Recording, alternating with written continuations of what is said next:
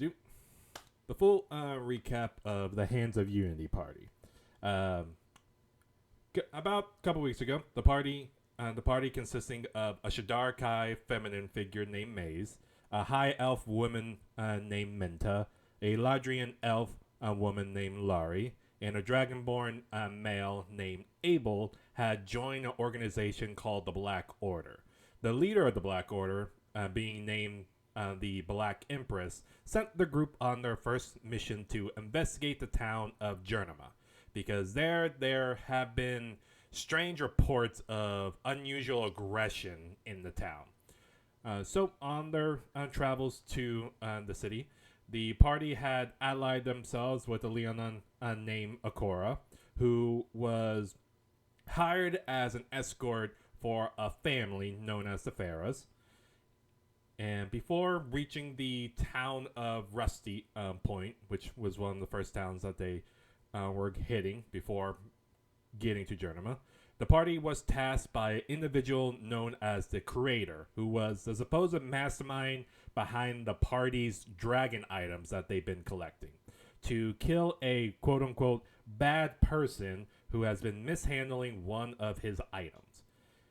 While the party was at Rusty Point, they said farewell to the Pharaohs, and the Pharaohs gave the party the key to their house to get some rewards.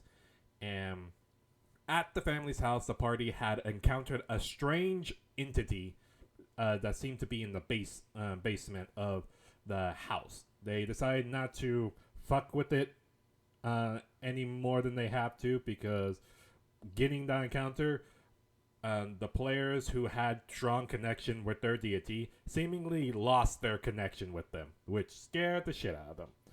Afterwards, the party managed to find the quote unquote bad person they were tasked to kill, and found them at a tavern called a Lucky Rabbit, and trying to get a good sense of that person. They couldn't get a real read on them, but the following day, the party managed to look around the town and managed to find the bandits' hideout, which they discovered that the person that they were trying to find and kill turns out to be the leader of that bandit gang, a person going by the name Cornelia.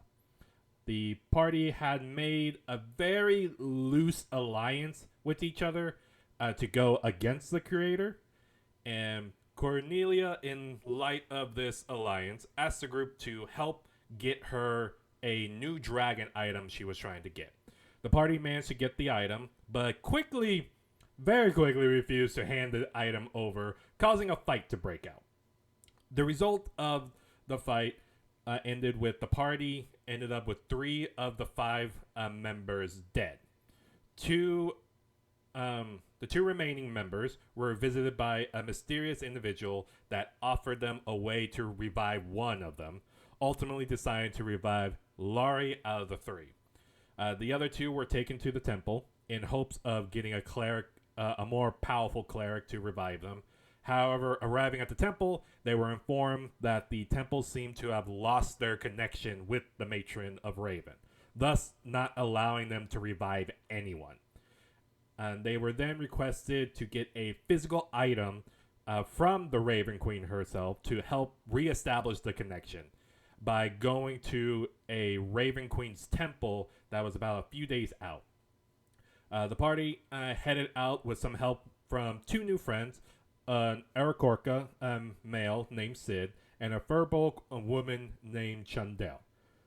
The party managed to get to the temple, and after fighting a small army of undead that were guarding the entrance of the temple, the party talked to what seemed like a guardian of the portal that had opened up on the 2nd floor, a shadow dragon, which y'all didn't get the name of, who was able to point them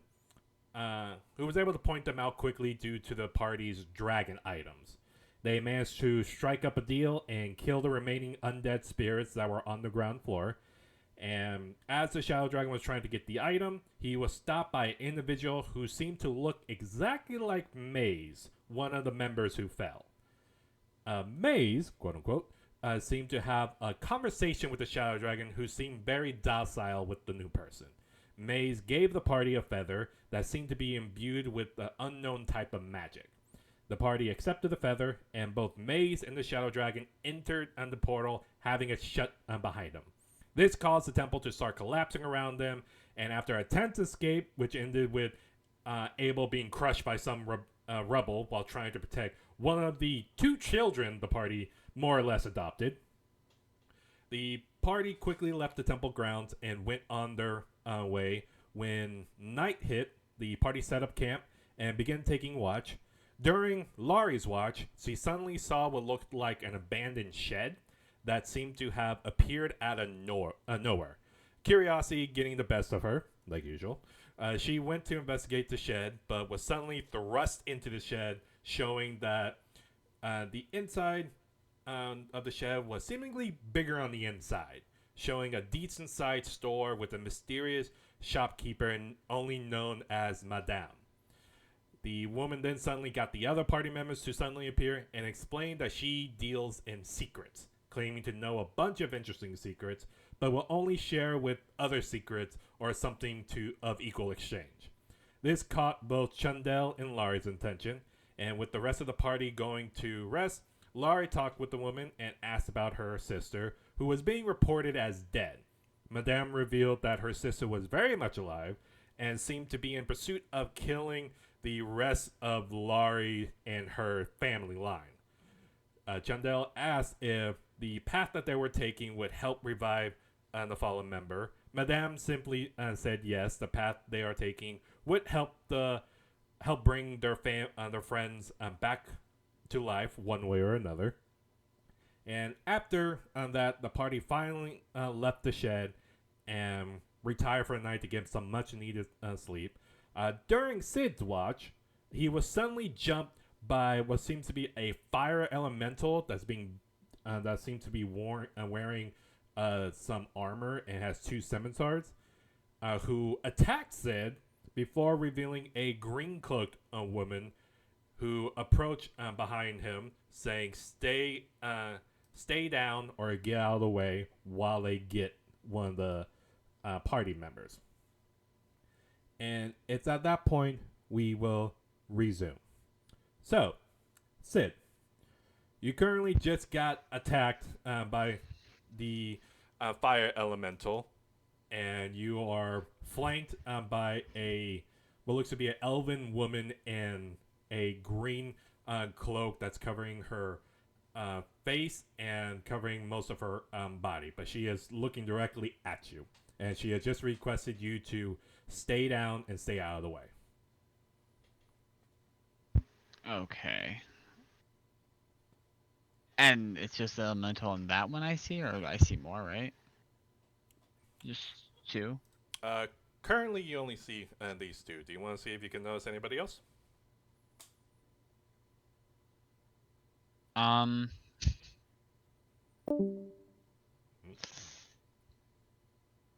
Yeah. I do, I think. Okay, then make me a perception check.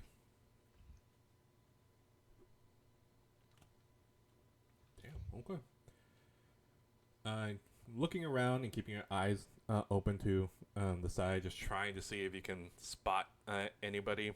You do make out one individual to your left, about right next to where the horses are at, like over in this general direction. Now you do see one individual over to your left, and you do see one individual over to your right as well.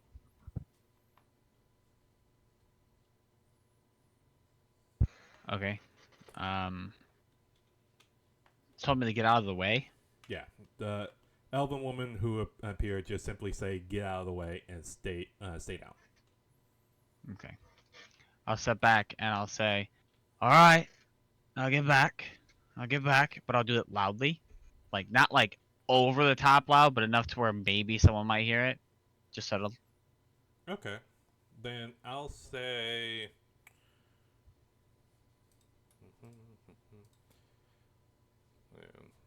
obviously. I'll say Akora, Laurie, and Abel. Make me a perception check with disadvantage since y'all are currently sleeping.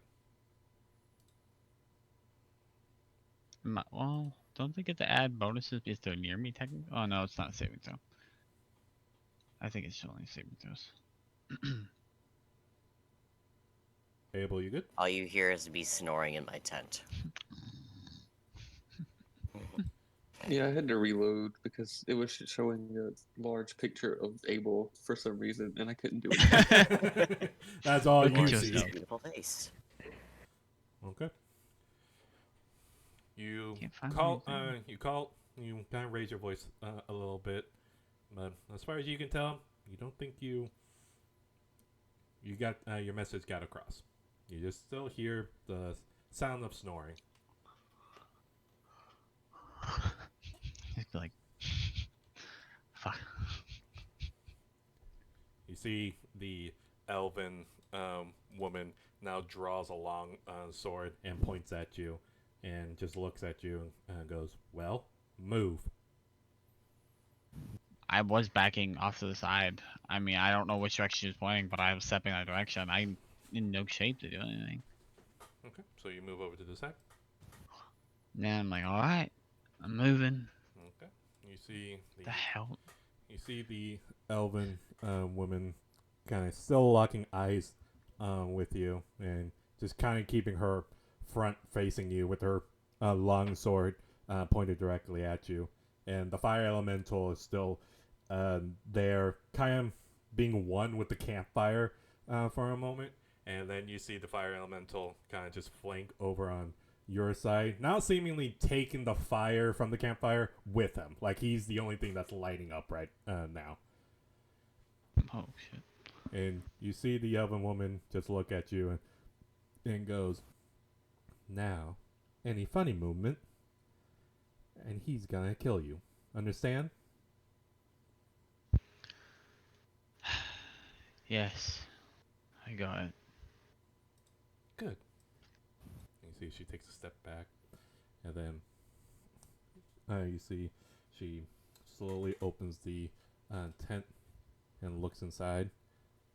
Seeing Laurie sleeping form right now, you see her give a smile and nod, and then she steps out, and you hear her give a whistle before she just looks back at you, and now just looking directly at you. And you can hear some movement going on behind Laurie's tent. Hmm.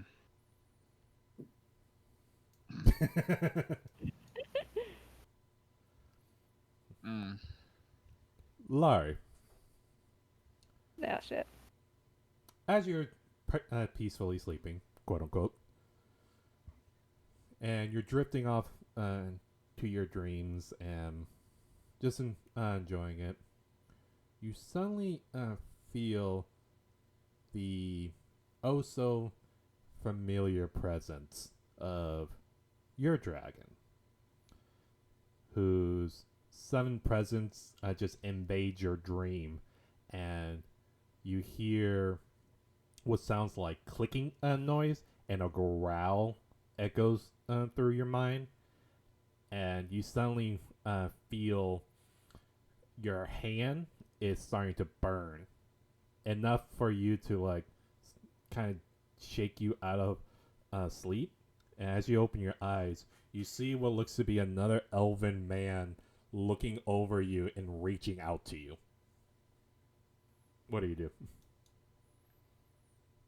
I'm gonna punch him. What? Okay, make me an unarmed strike. Oh boy. Will we expect anything less? That's just like strength, right? You should have an option for an unarmed strike, but generally yes, that would just be your strength. Let me see.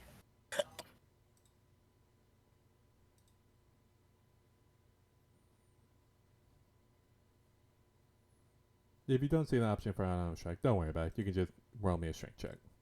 Okay, See if you can I'll hit just him. do that then. Damn. All right. With unarmed strike, your damage is equal to 1 plus your strength modifier. So Okay, it would be 3. yeah, it would be 3 points of bludgeoning damage. As you open your eyes and you see this elven man, you see his pointed ears and a green cloak flash in front of you. You immediately look at him and just pop right in his face, and he lets out and stumbles back. And Sid, you see the elven woman who's staring you down, kind of just like tilts his head and looks back into the tent, like, what the fuck?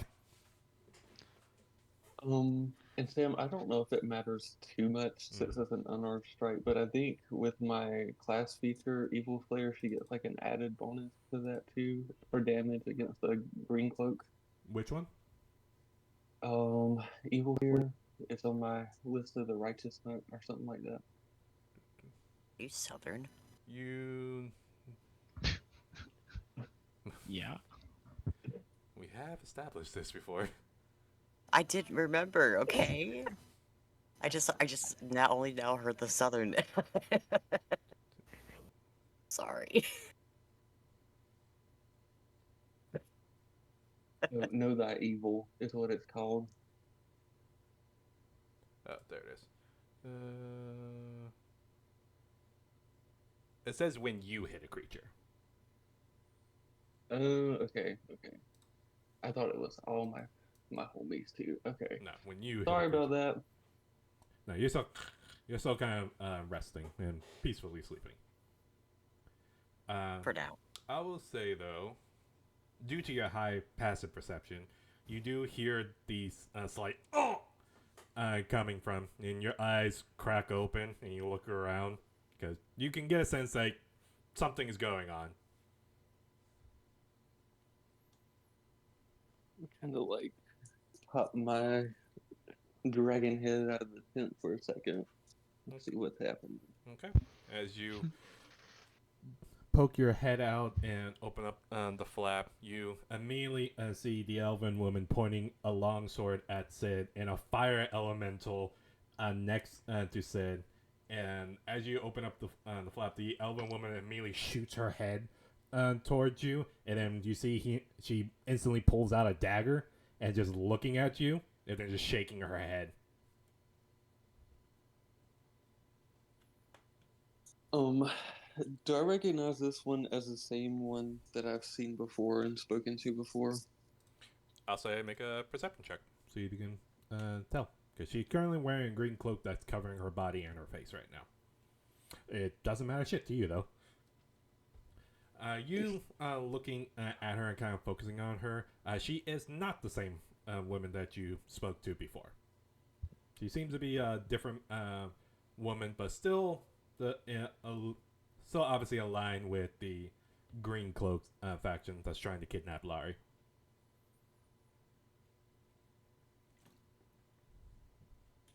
Okay. I'm just gonna like menacingly squint back at her and shake my head at her. Saying like, I thought I told you all to stay away.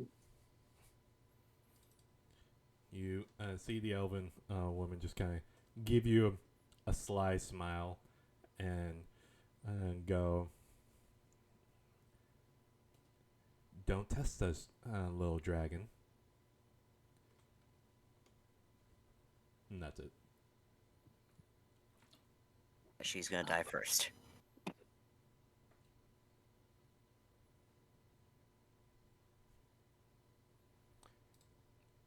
I will ask for the 2 new players to roll me a stealth check. Right? Okay. Damn. Okay. Wow. First roll in that 20. Starting off strong. Okay. Wow. Um, Mhm. just very stealthily myself. I'm just gonna kind of like ready my bow from the tent, but like as again as stealthily as possible. Okay. I'll say roll me a sleight of hand check to see if you can stealthily get it out or get your bow ready.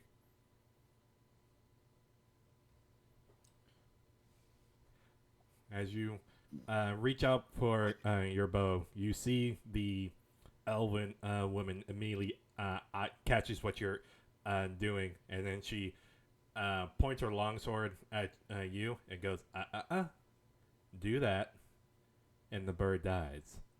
And you see she snaps her finger, and you see the fire elemental is raising up his its scimitar and like looking at Sid right now.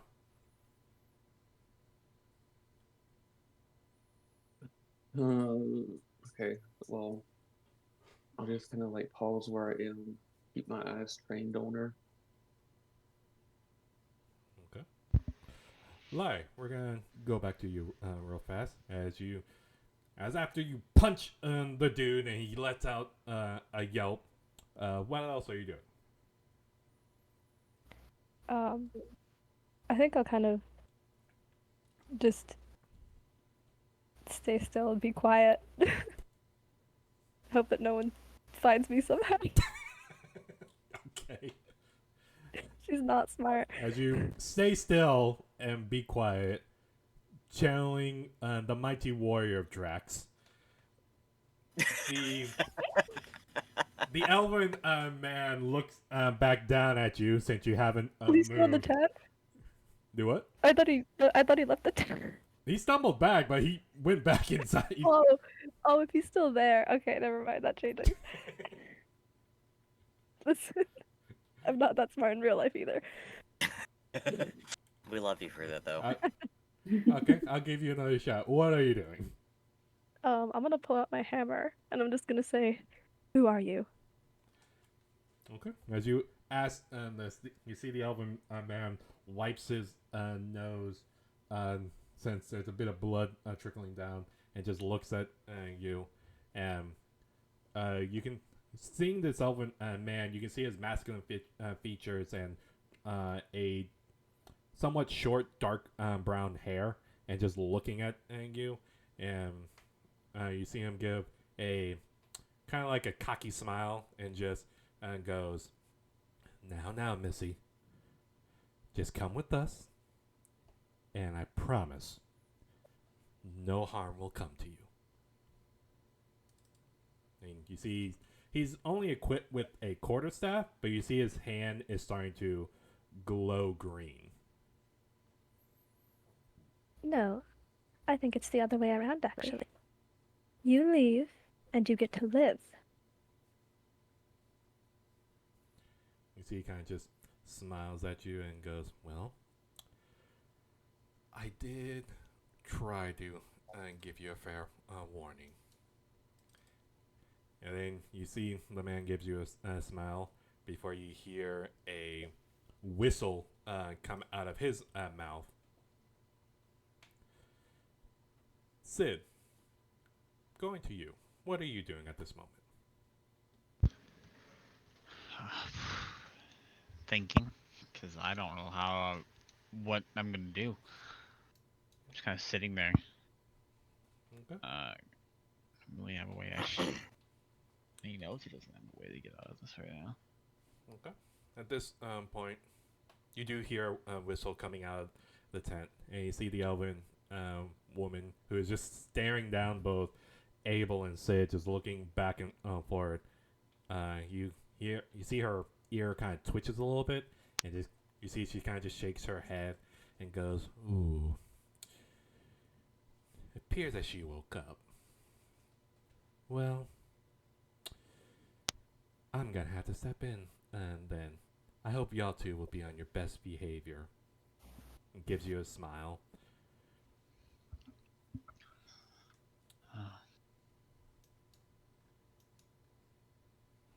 Well, Is there a roll that I can do to try and wake up? So far, there hasn't been a... Well, there has been the whistle. So, I'll give you a... Yeah, make me a perception check. See if you wake up from the whistle. Or disadvantaged again? Mm-hmm. Normal or disadvantaged again? Disadvantage, since you're still sleeping. Nope. Can the horse kick me to wake me up? Horse doesn't know. See, he's smart. Train him. Sleeping soundly. It's been a long day for you, Cora, with the curse. I'm and at half health, every so I thing. guess. You're sleeping like a bear right now. Get a big old catnap. It is at this... I'm... What's up? Yeah, you're good. Okay. You see the elven woman still staring down both you, both Sid and Abel, and kind of gives a smile before you see she quickly enters the tent behind Laurie. And Laurie, you hear someone flanking behind you, and you see a...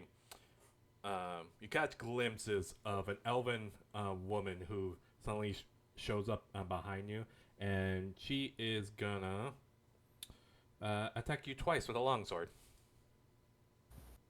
Ooh. First strike. This is. Second strike. That one does hit, though. Yep.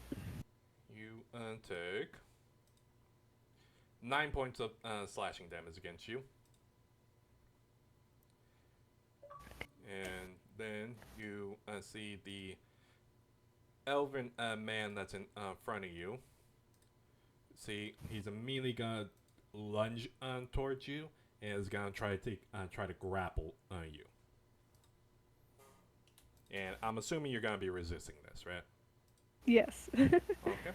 Then go ahead and make me a strength check against his. Fails. As he tries to grapple onto you, you easily are able to push him onto the side. I will say at this point, Ren and Fenwin,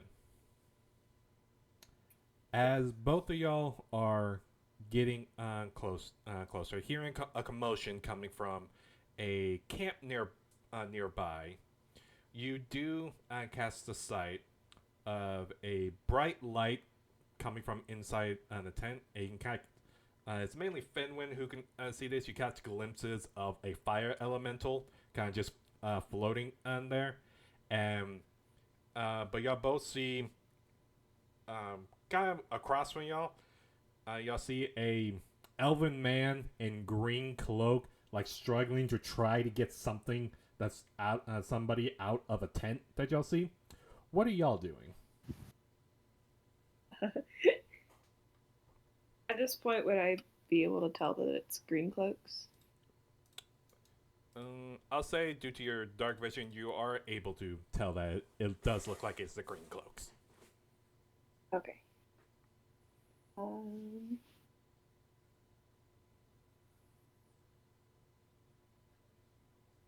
I try to figure out what they're trying to pull out the tent. Sure, make me a perception check. Alright. What about you, Ren? I would just stop and kind of like look at the camp and see what was going on. Okay. Fenwin, it's hard for you to tell what's going on over there. You're very, very loud snoring.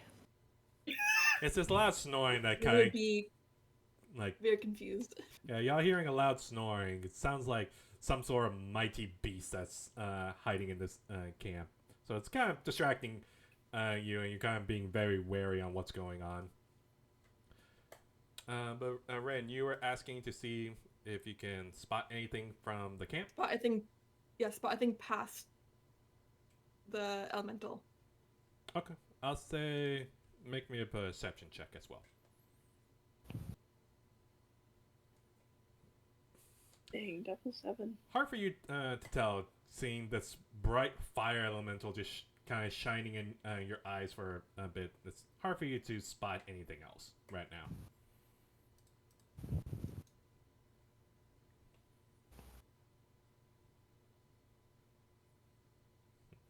Anything else you want to try or do? We try. Can I try getting closer, just like without them seeing me? Due to Yeah, your, I would. go ahead. Sorry, go ahead. I would try to get lower, like into the bush and like sneak forward a bit. Okay. I'll say due to y'all's stealth check, y'all are able to get a good distance in, so y'all can move y'all's token however closer y'all want. Oh, excuse me. Y'all should probably be revealed now. Okay. Probably not too close. Yeah, I'm good where I am right now. Okay, right there. Fenway, Maybe what just. about you? Okay, well, it might not let me move myself. Okay, you just let me know where you want your token to go. Yeah. Can I move maybe 10 feet closer to the nearest tent? Okay, so right there. When it loads. No worries.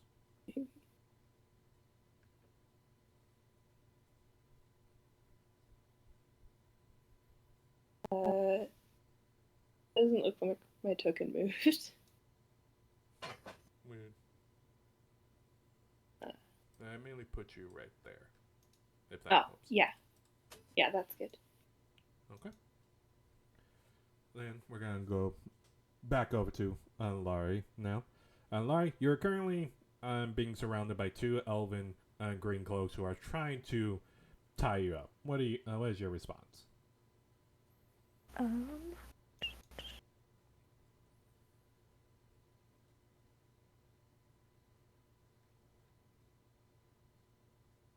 I mean, if there's two of them, I'm gonna cast Spirit Guardians. Okay. Just to try to get them to back off. All right. Then, So I know you've been playing Baldur's Gate 3. then let's see. Let's see. The elven woman fails.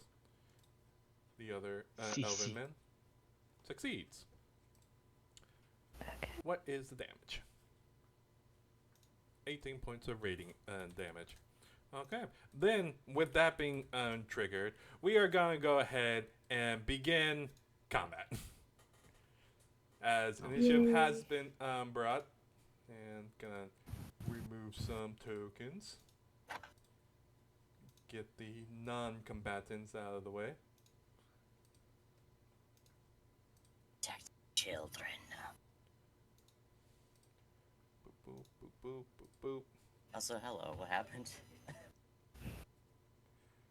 Alright. Who initiated combat? We got a lot of people.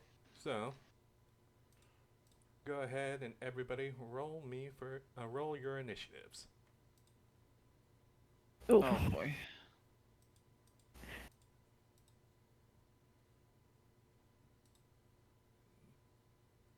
I did not roll the same thing twice. Not just that, but I got advantage on initiative and I rolled it twice. Sounds about right. Oh, let's see what Jundell rolls. 4. Alright. Alright, there we go. Alright. Ren, do you need help rolling initiative? Yeah, how do I do that again? Sorry. On the top, do you see the portraits of everybody on the top of your screen? Oh, yes, yeah. Yeah. Nice. Okay. Well.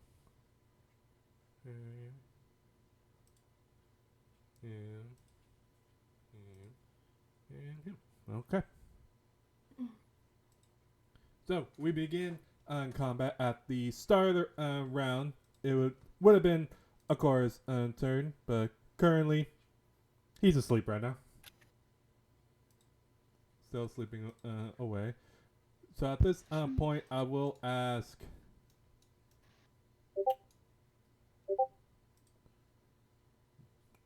I will ask. You know what? Yeah, I'll go ahead and give you another shot. Roll me a perception check with disadvantage since you're asleep. I'm never gonna wake up from this until I get my shit kicked out of me. Maybe. Here, I'll roll a simple d20. And if you succeed, if you're higher than it, then you wake up. If you're lower, you don't wake up. Oh, ignore that you rolled that. I win. You do wake. You do wake up at the sound of a spell being cast. Your ears kind of twitch a little bit, and you just. The horses. I'm assuming that the horses would panic or something. Speaking of, the horses do get caught in the spiritual guarding as well. Oh, fuck. They have to be declared as enemies, though. I think. They are our allies. Yeah. Or I have to exclude, like, say I'm excluding people. I'm gonna exclude our group.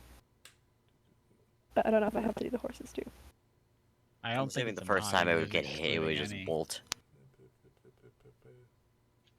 Oh yeah, you can designate unaffected creatures. So okay, totally noted. Yeah. So yeah, you do wake up, kind of groggily at the sound of a spell being cast, Akora. What do you do? I get up and I just say annoyedly, "Son of a bitch." So I'm gonna start getting up. Okay. No, you get up and you open up the tent, and you see in the middle of camp a fire elemental staring down Sid, looking like he's about to slash down on Sid. What do you do? Is it half my speed to get up? Yes, it would cost half your movement to get up, since you will be laying down right now. Which is my movement usually anyway. 40. I can never tell. 35. 35. So I could still make it over towards the fire thingy. Okay. 5, 10. Excuse you. Come on. There you go. So you immediately rush out of the tent with your weaponry equipped.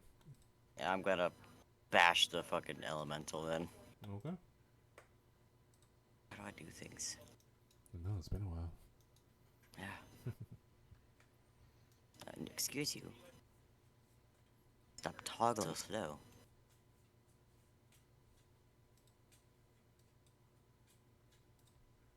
What the fuck you mean blocked by a wall? Are you targeting the right creature? I should. Oh, that's why. Okay. What are you doing? Trying to target the freaking fire elemental, but it's not letting me do it. It's not. There. Jesus Christ. Can I hit it now, please? First strike.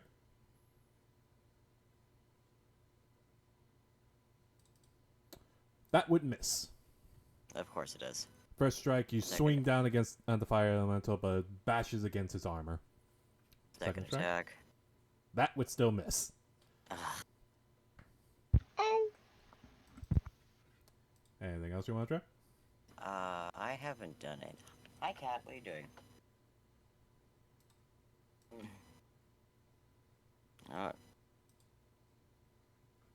I'm incredibly annoyed that I have been awoken. Let me see.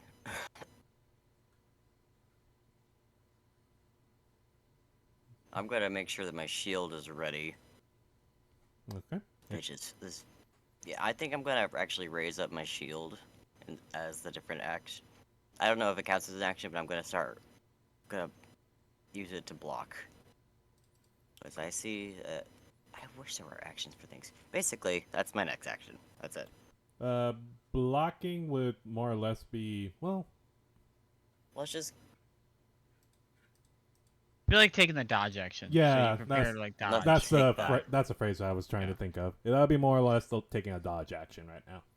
Yeah. Could I do that after attacking? No, because Or no. attacking would cost an action. Okay, where's all my stuff? Just come on. All my stuff is gone. Where is everything? Oh my god, I haven't. All of my. Hmm? All of my bonus action things are gone. It depends on what bonus action you were referring to. It means like all of my guild thingies, like my I'm features. It's under in your the features features? section. Oh, there it is. Oh my god. I'm not awake enough for any of this. Did I get new stuff? What the hell? Just skip the rest. I don't know what I'm doing. Okay. Then we're up to the fire elemental's turn, who is immediately gonna look at you since you struck it, and is gonna take 3 slashes against you. Of course. First swing. I'm assuming that hits. Yeah. You take 7 points of force damage as the scimitar strikes down against you and hits you in the shoulder. Oh boy, fun times. Second swing. I believe that misses. Yes. As the second swing comes up, you manage to raise your shield up in time and it deflects against it. And final swing. Does a 17 hit? No. Okay. And you manage to raise up your shield again and manage to block against the third swing. That's going to be all for its turn. Abel, it is your turn. Okay. I'm gonna crawl out of the tent. Mm-hmm. Oh, maybe. Where are you trying to go? Right here. Right there. Okay. Lock you in. There you go. I think so. Okay.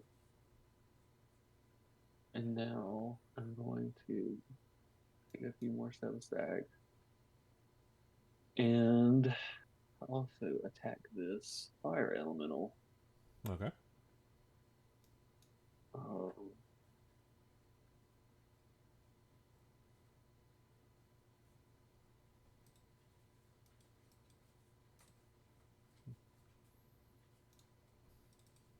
Ah, yes.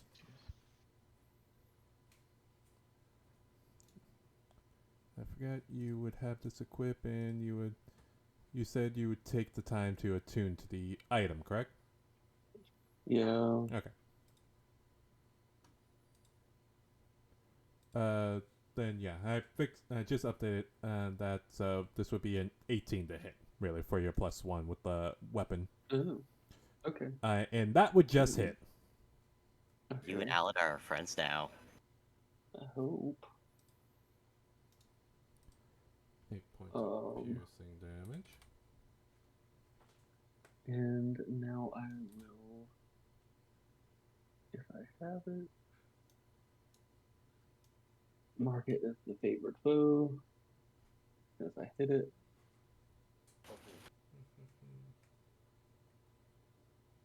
You can mark that as favorite.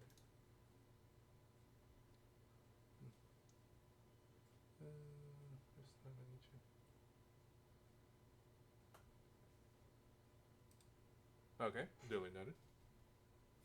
Okay, I'm gonna attack it again.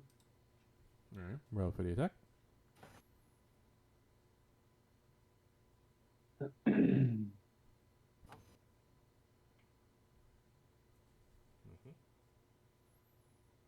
Yep, that would definitely hit.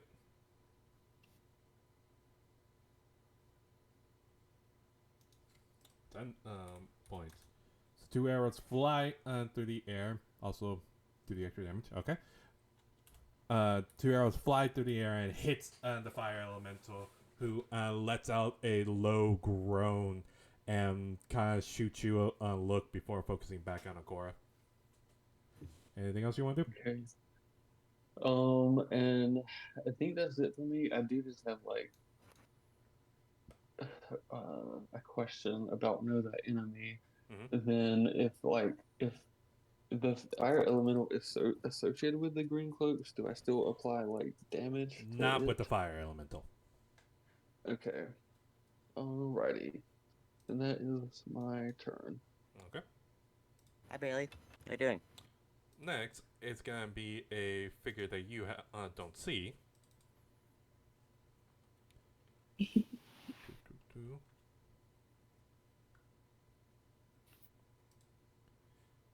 And you'll see. Oop. Boop, boop, boop. Oh, that's not where I want you.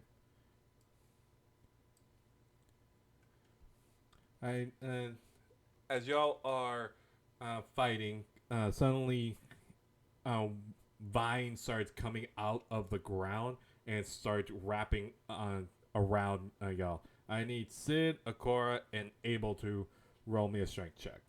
Abel, you're fine. Oh. Oh, heck. Sid, you're fine. Oh, my computer's so slow. This was based off of our base strength. I would only have to. I would not even need to roll. Just your strength saving throw. I know. Y'all are fine. Vines start popping out and trying to wrap around y'all's leg, but y'all manage to just violently just stomp out the weeds. As Sid, you're noticing what looks to be another green cloaked member with a quarter staff right next to you, about 10 feet away from you. Great. That's all he's gonna be doing. Actually, he's gonna take a couple steps back over here. Sid, it'll be your turn. Ren, you're gonna be up next, so be ready. Well.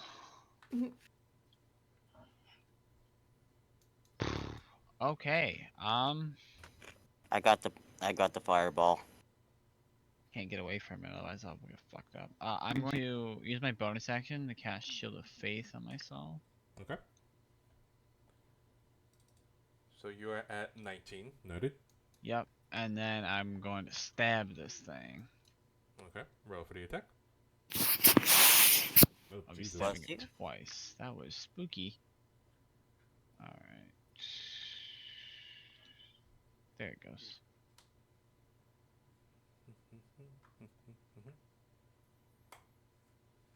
Like, if I keep giving you cereal, you're gonna get Roll sick. for the attack. Oof. Miss. Take a My swing. second one. Take a stab with your spear and manage to dodge out of the way. Second strike. Miss Ugh. again. Horrible. 2 strikes against the fire elemental and seems to just phase through the fire elemental. And Ugh. anything Okay. else you want to do? No. Okay. That's it. Then we're gonna go to. Oh, excuse me. We're gonna go to Ren's turn. Lexi, you're gonna be up next, so be ready. Ren, you currently see a combat breaking out between the fire elemental who is taking swings with this scimitar, and you see what looks like a dome of what looks to be silver. Laurie, what was the spirit guardian that you described? I remember it was silver, but describe it for me They again. were silver moths. Silver moth. That's right. You currently see a dome of silver moth spreading that seems to have come out of the tent right now, surrounding the tent fully. What do you do? Seeing like the silver moss, I would walk towards it Okay. and I think that's how far I can move. I think. That was 25 feet. You do still have 5 more feet to move if you want. Okay, can I see the what's that? The person right there? Yes, you are able to see him. Are they wearing like a green cloak? Yes. Okay. Then I would. Hmm.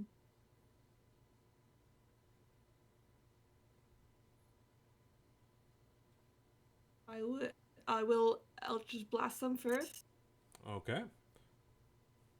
Roll for the attack. Shit, we got a warlock in the house. Oh yeah, that definitely hits.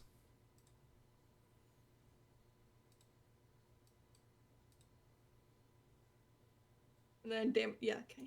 Damage. 6 points of force damage as you dash forward and look at the green clothes. You're struggling with something in the tent. You immediately shoot out a beam of what looks like black energy shoots out from your palm and nails the green cloaks in the side. He lets out a yell in pain as some blood comes out. He just yells, "Ah! What the?" and looks over and sees you seemingly coming out of the darkness. And he just looks at you, and you can see a bit of fear is hitting him now. Anything else you want to do? I stare at him with a little bit of a smirk, and I will finish my turn. Okay. Then we go to Fenwin. It is currently your turn. Can I see the guy that Ren just attacked from where I'm standing currently? Yes, you are able to see. Okay. Can I try throwing my daggers at him? Sure. Go ahead and just click on the icon next to the dagger.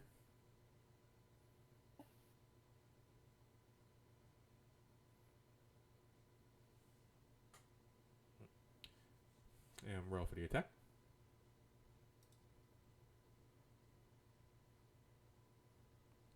Yeah, that'll definitely hit. Roll for the damage.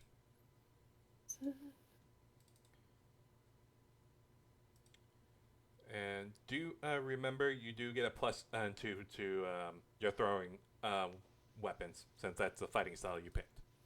So it will be a, Okay. it will be a 9. All right. Yeah. So I'll give you this one. How do you want to do this? Killing your first enemy.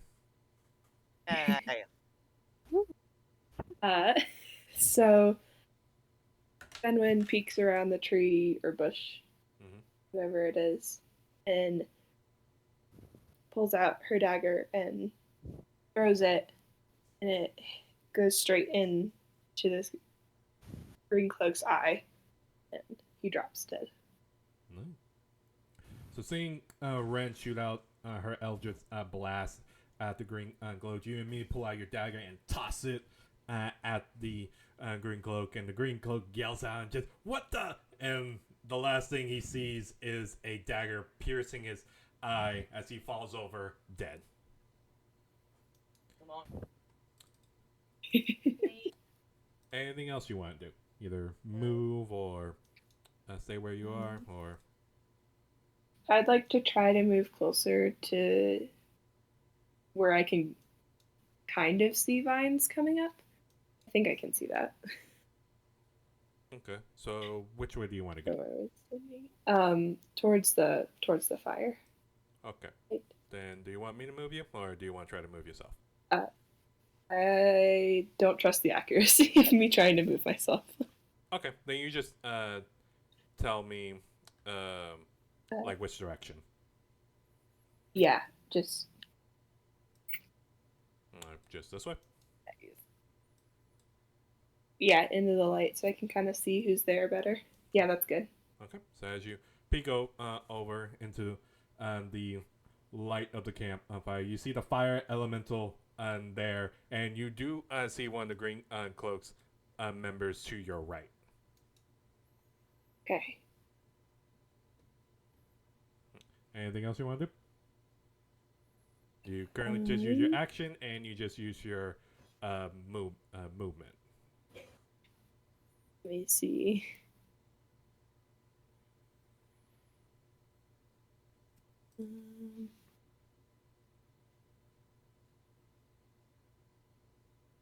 I will end my turn. Okay, duly noted. Larry, it is going to be your turn. What are you doing? You currently just see the elven man who's trying to tie you up get blasted by some sort of black beam and then domed by a dagger before falling to the side. Okay, well, I am going to inflict wounds on the one in front of me. Alright, make a melee spell attack. Oh, And that would sadly miss. As you okay. reach over and try to cast the spell, you see the elven woman sees it and dodges out of the way. And then... I'm just gonna cast this. Right. Just, I don't know where I can put it. I will say that you do see like a glimpse out of the tent behind her. Okay, I'll put it, right behind her then. Okay. And I'm just gonna attack. 16. That would hit. Alright. Right, roll for the damage. 10 points.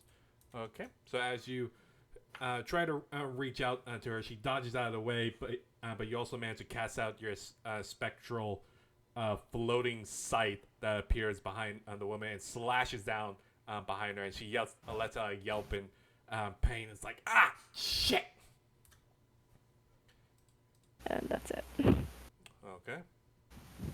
Then we are at her turn, which remind me with Spirit Guardians, does she take damage this turn or if she leaves? Yes. She does? It's anytime they start their turn there or the first time they enter it. Gotcha. Then go ahead and roll me the damage for it. Okay. Just let me, hold on. No worries.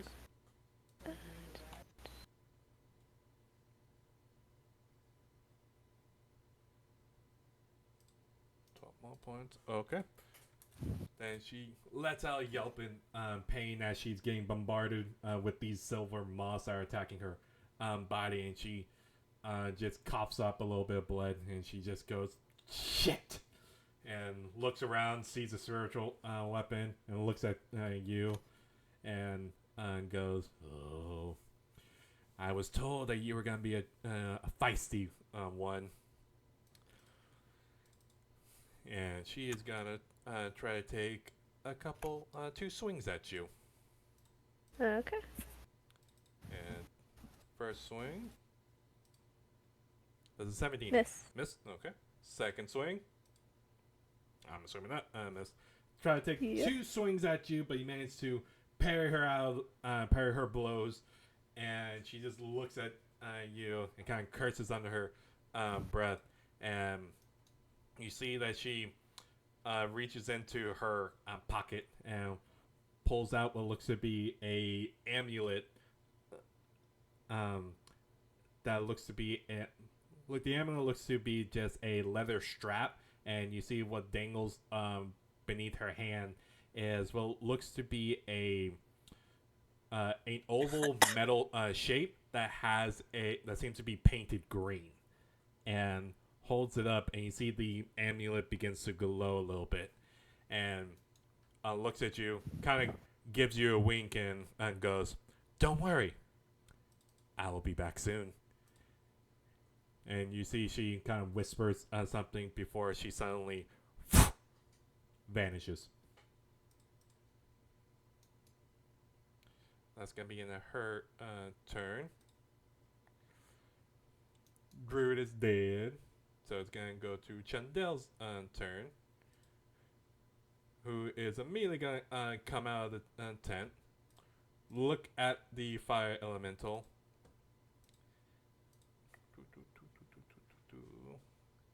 and going to go ahead and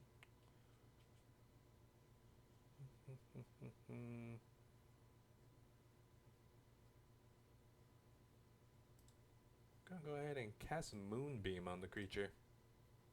Yeah, that sounds like something she should do.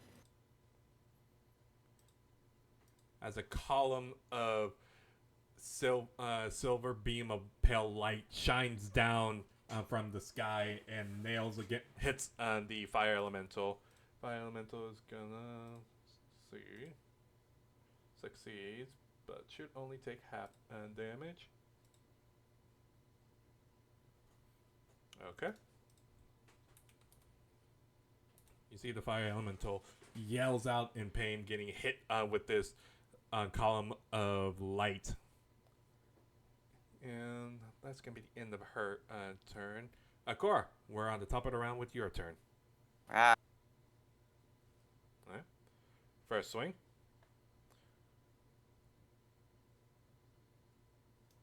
egging. That would miss. Second swing. Ah, That would definitely hit. Roll for the attack. Wahaha. 8 points of slashing damage. Going to action surge and hit it twice more. Okay. You use action surge. Swing. Yes. Third swing. That would definitely hit. Roll for the damage. 8 more points of slashing damage. Second swing. Or fourth swing. Please don't miss. Damn it. 2 out of 4. Not bad. As you begin squaring off with the fire elemental yells out in pain as it's trying to dodge most of your blows, but you manage to hit it. Good clean slashes against its form. Anything else you want to do? I'm going to use second wind. That's my bonus action because I am in pain. Okay. So go ahead and you regain 15 points of health. Yay. I was about to call it healing damage, but you know what I mean. Yes, healing damage. It's not wrong. And I guess. I end my turn. Okay. It's gonna go with the fire elemental's turn, who's gonna just still focus on you. It's gonna take 3 swings against you. First swing. Misses. Second swing. Mhm. Does the 17 hit? Nope. Nope. And final swing. I'm assuming that does hit. Yes. You take 10 points of force damage as you manage to block the first 2, but the third one managed to nick you in the side, and you yell out in pain as it sinks deep into you. Fire Elemental looks very upset. But that's going to be in their turn. Abel, we're at the top of the round with you. Okay. Okay, well, I'm gonna target that bad guy again. Mhm.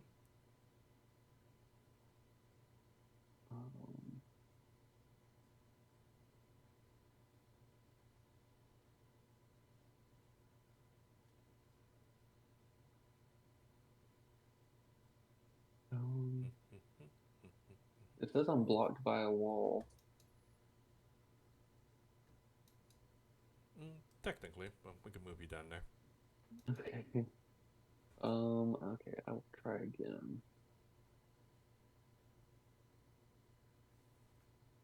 There we go. Oh yeah, that hits. 8 points of piercing damage. Second arrow. Or don't Yeah. forget the favorite foe thing. Yeah, I was trying to do that, but the dice tray thingy is not at the bottom for some reason. Is it flash or yeah, there we go. 4 Okay. more points of damage. Second shot.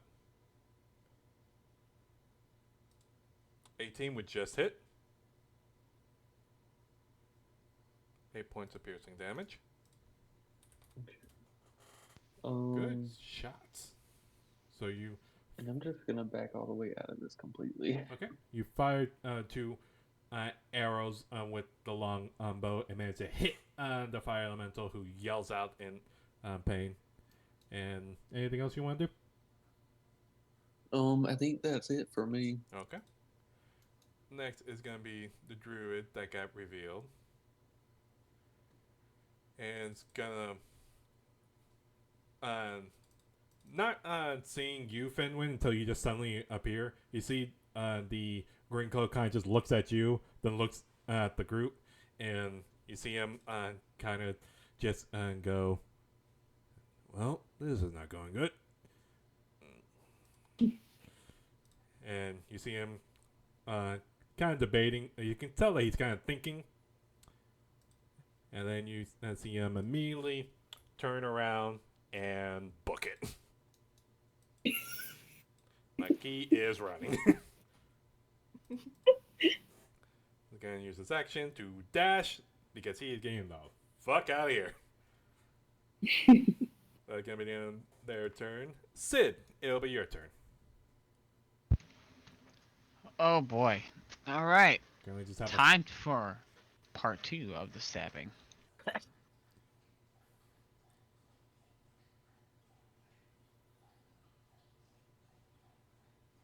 first stab? Do I get flanking or advantage? You do get flanking another? since Chandel is across. Still got a fucking 10. That would still miss. Suffer. And still miss. That would still miss. So All right. Well, 2 stabs, and the fire elemental managed to just dodge out of the way. I'm just useless apparently. Damn. At least you're pretty. I'm pretty bird man. Yes. That's all I got. Remember bonus actions. Okay, so use my last spell slot for this. Let's hope it works. Okay.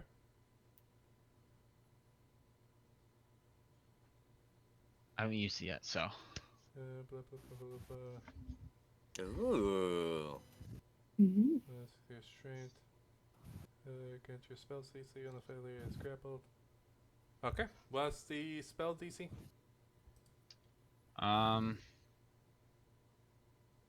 That's a good question. Let me see here. Let me go calculate that. I think it's 15, but I know it lists it somewhere. On Foundry, if you go to your spell book tab, it will be on the bottom. 15, yeah, it's 15. 15. So target or large, blah blah blah. Strength or dexterity, or athletics or acrobatics check. He is not proficient in either one, so he's gonna do a dexterity check.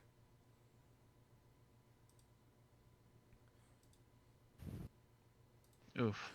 The golden chains shoot out from your hand and try to wrap around the fire elemental, but the fire elemental manages to dodge out of the way. Okay. I'm gonna stay within its range, Gotcha. but I'm gonna fly, like hover above the dimming fire by now because we all been fighting and he took it all. Okay. Bastard. Noted. So I'm gonna hover here. Okay. End of your turn? Yeah, that's it. Okay. Ren, is your turn now. So, still a bit unable to see what's happening in the center of camp. She's gonna walk up, so right about here. 10. There is a tent right there, so that is what's blocking your way. Yeah. So you can go up to right there and then go diagonal if you want. Yeah, she's gonna walk up to like right here. Okay. Then as you're dashing forward and appearing next to Sid, go ahead and describe to me what the party sees as you dash next to Sid. So go ahead and describe what your character looks like. Okay, so you see a taller woman with very light skin, almost pale. She has long, dark hair that's a bit messy, like unkept. It's loosely tied back behind her. You can see 2 small ears pointing out from underneath the mess of hair. She is dressed in a dark maroon long shirt with brown baggy pants, and a long black cape is tied behind her with a hood And then also tied on her waist is a small, like, tethered leather bag. I love her already. So, And she looks at Sid, and, like, look out. Is he still flying? yes, he's Yeah. flying Up fast. at him and gives him a little wave and says, "Hi."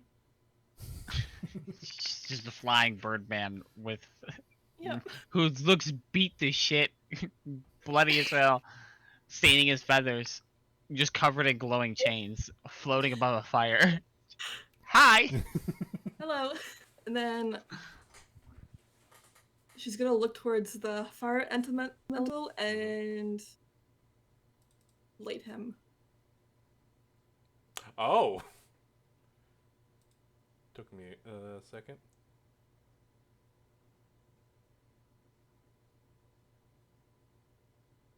Okay, yeah, you can blind him. Clicked on it. It just says its latest cast spell. That's what I do? Yes. Okay.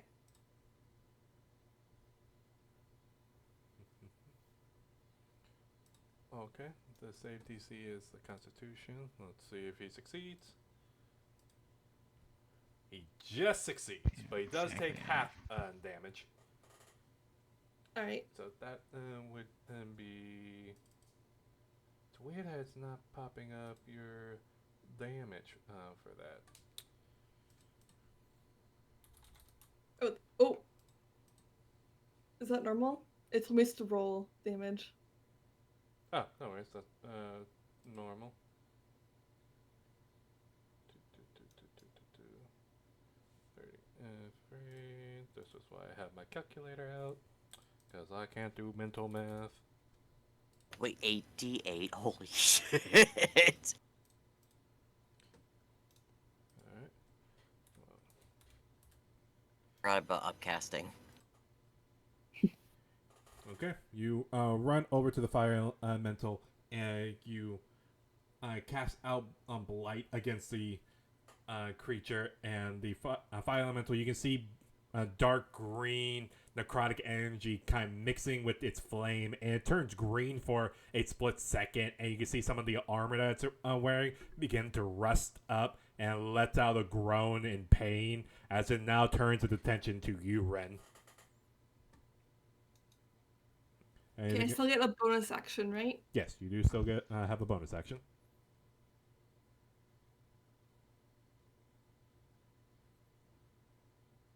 Okay, I'm gonna wait for that in my turn. Okay.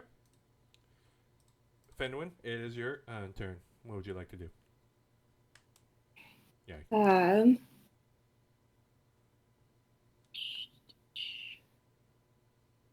I? Let's see. I think I'm gonna go ahead and attack with my dagger again. Okay. You pull out another dagger and you toss it at the fire elemental.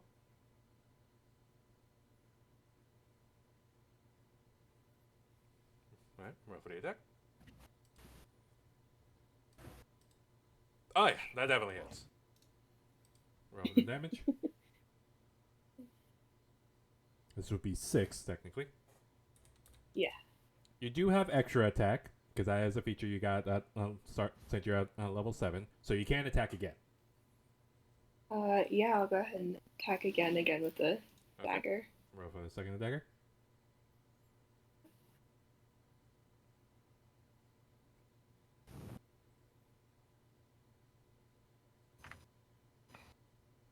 That would sadly miss. So you toss out 2 daggers against the fire elemental, and the first one nails it in its armor and sinks deep. The second one, it manages to dodge out of the way. Anything else you want to do? No. I would like to end my turn. Okay. Lai, it's currently your turn. Alright. You currently just saw the person that you I think were... someone's at the door. Oh. You currently see the person that was trying to grab you suddenly just disappear. Alright, well, And I'm gonna come. I'll say by this point, you can hear Out of the a tent. good amount of commotion coming outside. Yeah. Oh.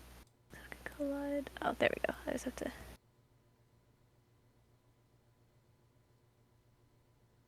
Okay, there we go. Okay. Sphere, Well- Sphere Guardians. Oh, yes. Since you still have that up against the Fire Elemental. So that's a wisdom save? It should Yeah. be, yeah. Wisdom save, boop, boop. Does a 12 succeed? It will be against your spell save DC. No. Fail. Okay. Then it does take the full damage. Okay. Just.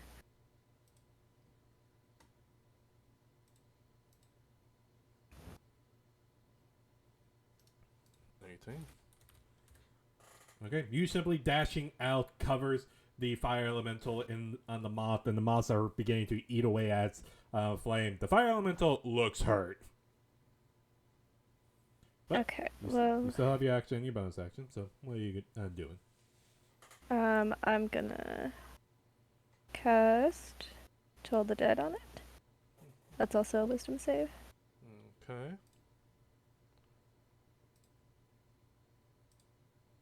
Fails. Okay. And does take a d12. Yes. Oh.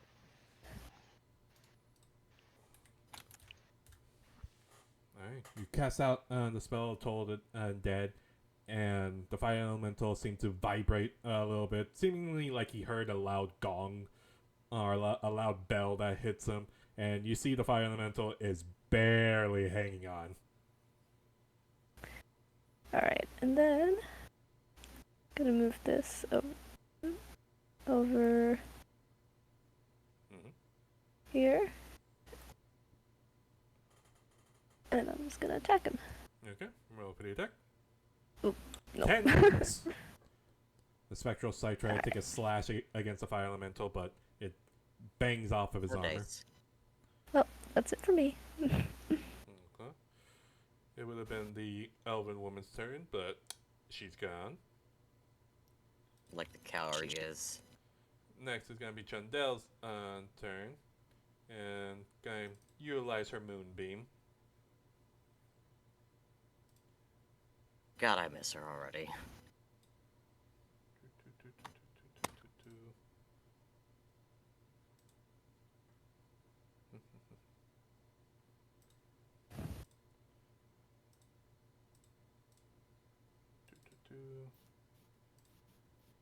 Constitution save. Succeeds, but still takes half.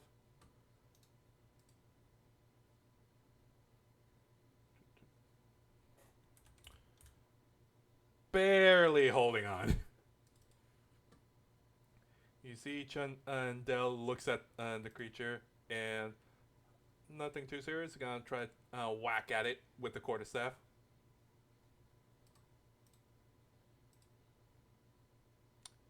It would hit and deals 6 points of bludgeoning damage. And now, to the memory of Steph, I'll describe how she does it. As she looks out and sees the fire elemental barely hanging on, she flicks out her beautifully made quarter staff and jumps up in the air and swings down with her quarter staff and bashes into the head of the fire elemental. And you see the helm of the fire elemental just inverts on itself as fire elemental just kind of sways a little bit and then violently begins twitching before it suddenly just disappears and the light gets snuffed out. As combat comes to a close and the eerie night quietness hits y'all as y'all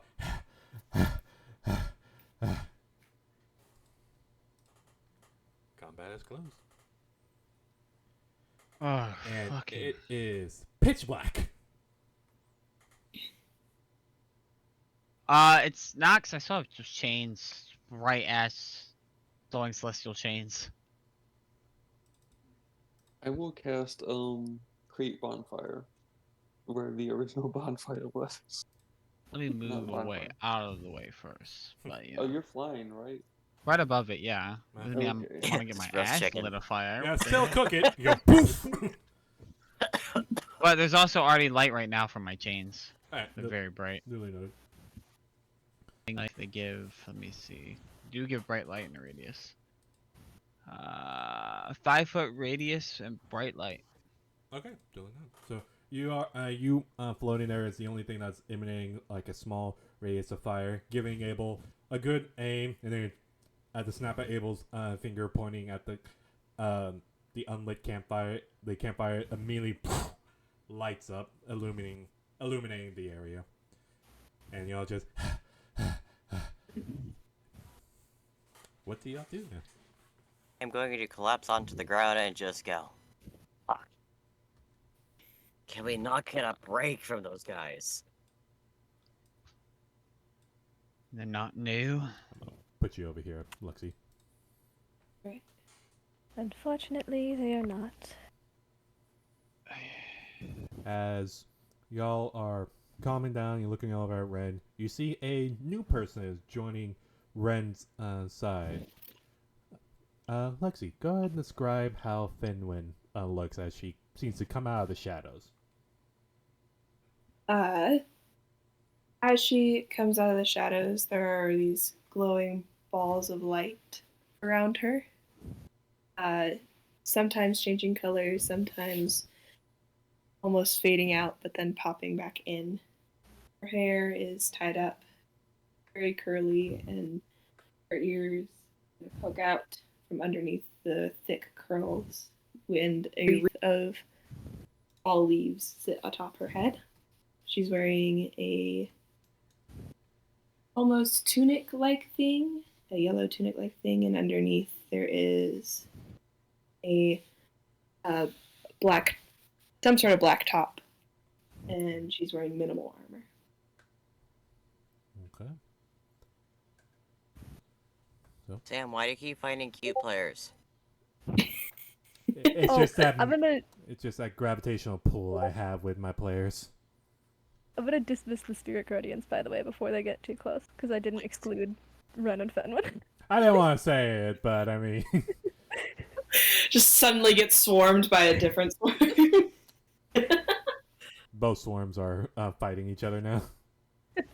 No! Stop! To the rest of y'all, as Fenwin comes out and you see the glowing balls of light appear, and y'all, it's very easy to take notice of them, especially since y'all have seen these figures before. And Akora, it kind of brings back some bad memories, because y'all recognize the swarm that seems to be following Finwin as the melody flies that y'all had encountered oh so long ago and gave Akora kind of a bad time. Akara's immediately going to stand up, fluff up, and run. Just tripping over Jindal. He's just going all the way over here. Like, nope, not this again. Not so bad, Akora. And when You're the just one that ate someone. very- That was your fault from the beginning. I only ate one of them. You ate a lot of them. No, it wasn't me. Everyone looks very confused. So does Sid. So does Yes, Ren. Sid wasn't there. He's like, It was I mean- fun. he's kind of like nodding his head like it just makes sense at this point. But it's Not still going to weird. attack us, are they? No. No. They're pretty harmless. That's a lie. Stop the What game. kind of experience Almost do you put have me with down. them? They're like, Those things almost They're put me down like 3 times in the same freaking fight. what do you do to antagonize them? They're extremely docile. Points at Laurie. I didn't do anything. Yes, but Steve did. Okay, well, why didn't they attack me if it was my fault? Because they like you, I guess they're biased. Like, Already pointed at Fenwin kind of takes notice of her a little bit. Mhm. kind of in a look of vague recognition, but doesn't say anything. Noted. Ah, shit. Do I notice that? Are you, Finwin, are you trying to hide that? Not particularly. Okay. Then I'll say, Laurie, give me an insight check. See if you can notice that. Oh, Nope. that's not great. Okay, I don't care. You're kind of distracted by the melody. Flies I seem to be just sticking with Finwin right now, and you can't help but hear in the back of your head what sounds to the familiar sound of a clicking noise. I'm just gonna say in my head, don't eat these ones. It seems they belong to someone. Clicking noises. If it makes you feel any better, I can dismiss them a little bit if you'd like. Just like me trying to dismiss this frickin' spirit guardian. Don't mind me. Just like, why aren't you? Oh, there it is. There we go. Okay. When the DM struggles, it's actually going to be funny. Please don't curse me again. Mm-hmm. No, I'm sorry. Please don't do it again. I'll be good. That'll be good. I haven't said anything. Continue. I don't trust you. Anyway. This is all very nice, but we are prey here. We should begin moving, yes? I just got to sleep. I don't think they would attack twice in the same day. I don't trust the elves. There's so many elves at this point. I trust you, and I don't even fucking know you, but I'm exhausted. Fair. From what Okay. I know of them, if they've run, then they're probably gone for a while. More or less. If they have fled, then they're most likely gonna potentially come back with more forces. I'm gonna very sleepily go over to my horse, climb on his back, and just fall asleep right there.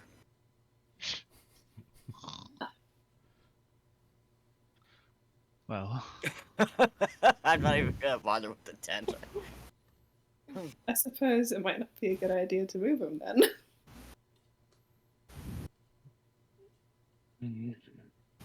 I need to rest. We still have a wagon, don't we?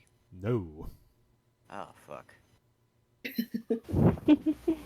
Y'all currently only have 2 horses and a goat. And Yeah, excuse me, we have 4 goats. A large goat and 3 small ones. referring to mount capabilities. Fair. Technically 4 mounts, and Chandel can turn herself into a deer. Next time we go, we need to get a fucking cart. Yeah. Anyway, it's nice to meet you. Thanks for saving our asses. I'm exhausted. There's no problem at Ren would all. nod and say that, yeah, you two look a little bit rough. The day I'll we've had. proceed to fall off the horse. I just lay there. We've had a bit of a rough day. Wait. And then nods. It's That's it, been a and bit says- rough for a while. And then nods and says, I can feel you there. I think, for the time being, it would be best if we stayed here. The 2 of you are welcome to join our camp if you wish, I suppose. If that's alright with everybody else. I can only object.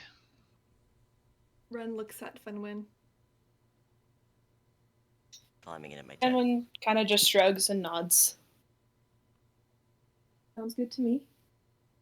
There's space in the tents if you need any. Ren, as you Yes. as you're calming, as the adrenaline calms down and you're kind of just nodding at this weird mixed bag of people, you then feel like a pull coming from Sid, and you can't help but look over to Sid as you see Sid is exhausted, like very hurt, but you sense that there is a strong pull coming from Sid. Like something is either with Sid or something's on him or something that is pulling you, giving you the same sense or the same kind of feeling that you haven't felt for a very long time, ever since it suddenly went out. I was gonna say, please don't put that on her. She looks at Sid and trying to like study him almost. Try and get the sense of what pull is. Okay. I'll say make me an investigation check. Oh boy. It's hard for you to tell like what exactly it is about Sid that's giving you this weirdly familiar pull.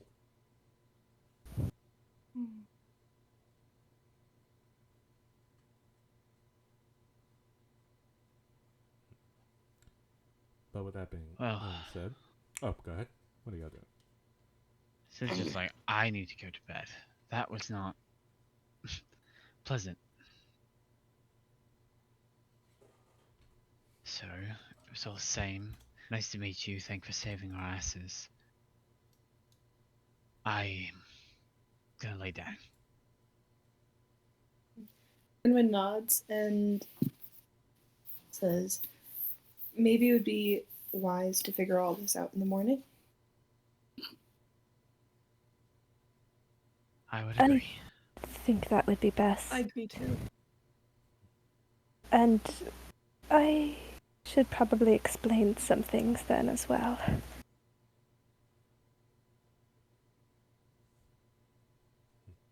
Of course. To talk. Edwin turns to Laurie and just kind of stands there in apt attention. Pulling my eye from Sid, I give Larry my attention. Maybe... Okay.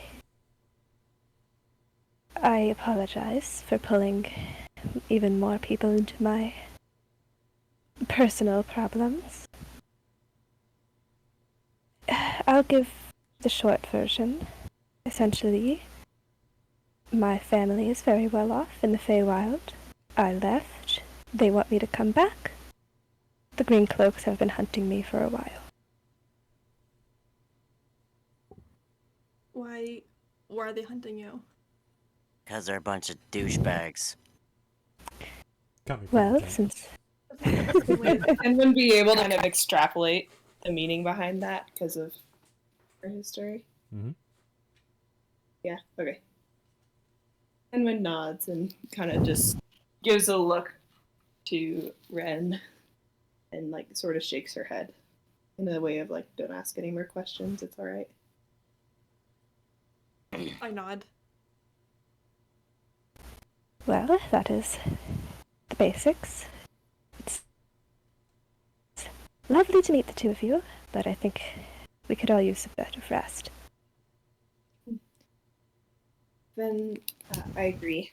Edwin kind of looks around. Which tents did you say were open? Which one's on? Or raises his hand because he wants a cuddle buddy. Agora, you already retired in your tent, so calm down. Yes, but I hear something and I want attention. I will get that spray bottle. Don't make me. Fucking do it. Continue. Literal cat. Okay. Oh my gosh. I'll behave. Well, thanks. I'm sorry. If the two of you don't mind sharing, you could take my tent, and I could go in with the big cat. Don't sound too upset.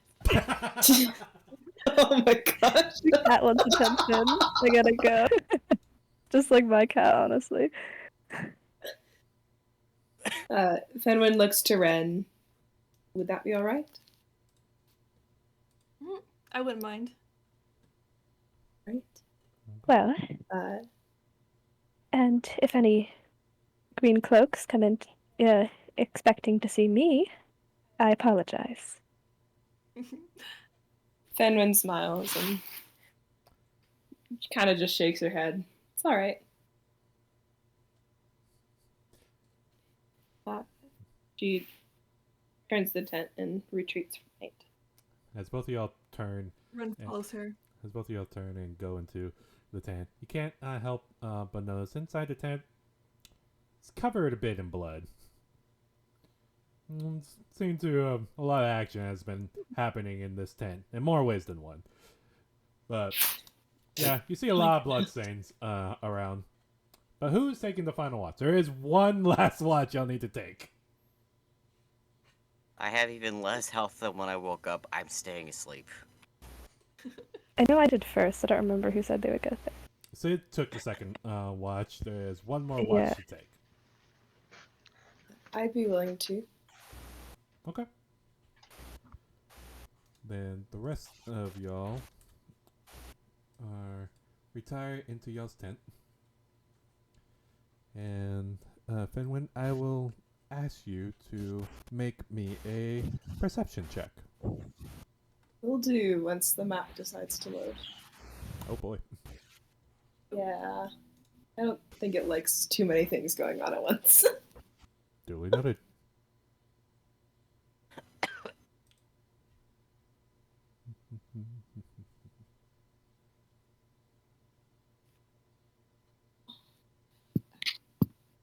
While we're waiting for you to roll the perception check, you sit down by the campfire and begin just absently looking into it and kind of just looking around.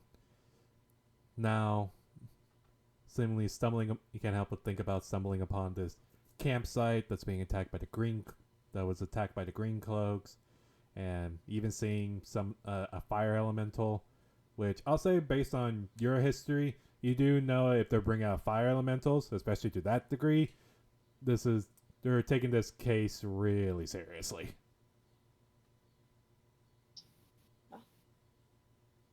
Okay, it's loaded.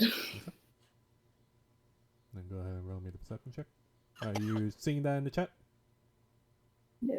No? Oh, let me request it again. See it now? There we go. Yes. Okay. At 18, you are keeping your eyes open and you're just enjoying the campfire, keeping your eyes peeled around in the forest area. You're letting your melody flies just kind of float around a bit. Some are resting on your some are resting on your clothing. Some are kind of just nuzzling, like hiding a little bit in your hair, and kind of just floating around you. Can't help but enjoy. And the rest of your watch goes by uneventful. Right. As y'all continue to sleep, everyone now can go ahead and take a long rest. Yay. Mhm. It's been 84 years.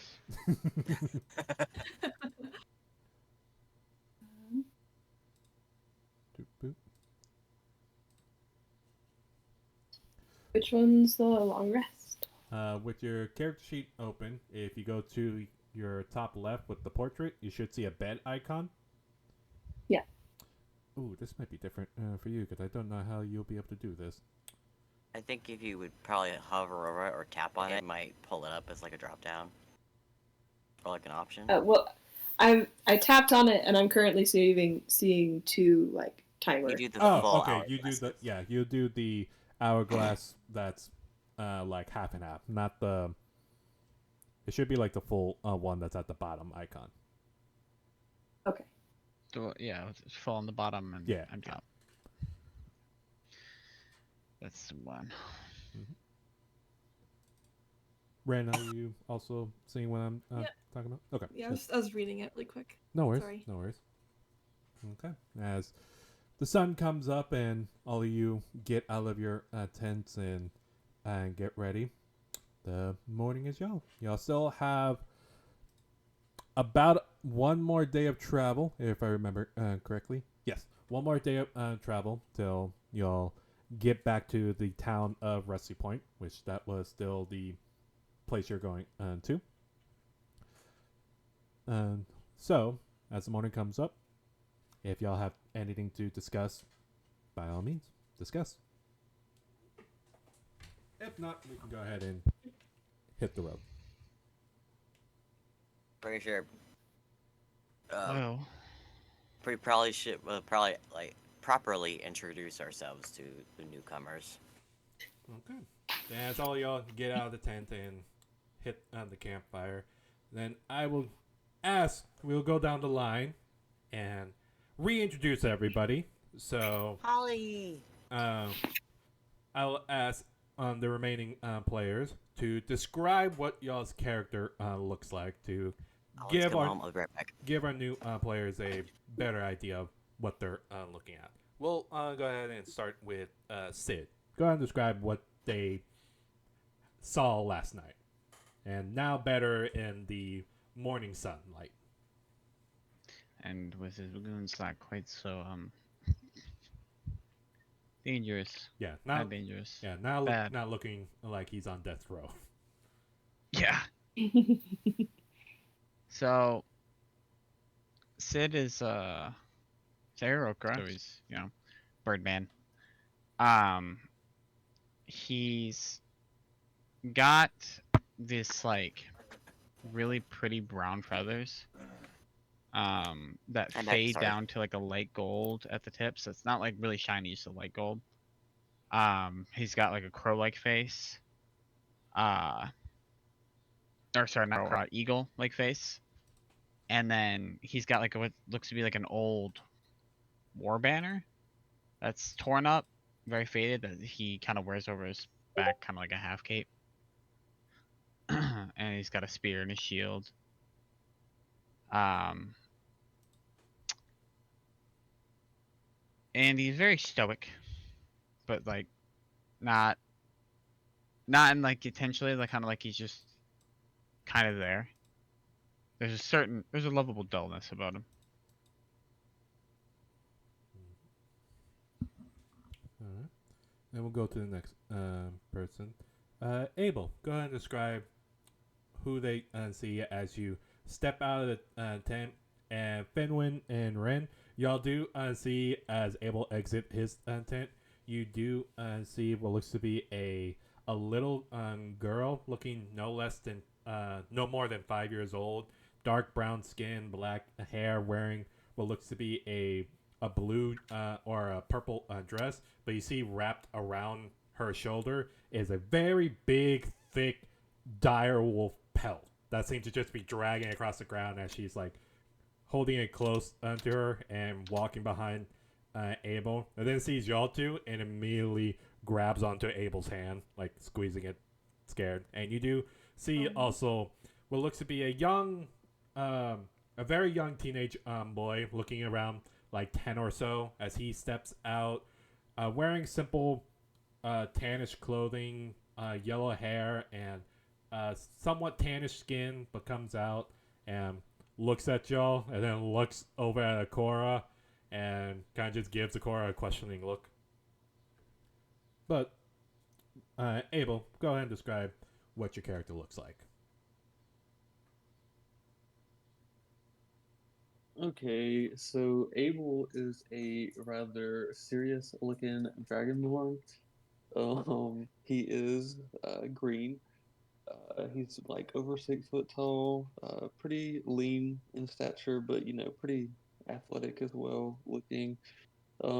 He's got just some studded leather armor, you know, bones of animals and stuff like that, like kind of holding some of his clothes together in certain places. He's got a big golden longbow on the back of his like on his back, and then along with the like spikies on his head, he's got an amethyst crown Mm-hmm. thing. I think it's amethyst color, in color, and yeah. So he's a big serious guy, and I'm gonna squeeze Lily's hand back, uh, rather awkwardly because I don't know exactly what she wants, but I'm just gonna kind of like squeeze it back and kind of like scoop her up and you know comfort her. Okay. Then we go to Akora. Go ahead and describe what your character looks like now that he has a proper night's sleep.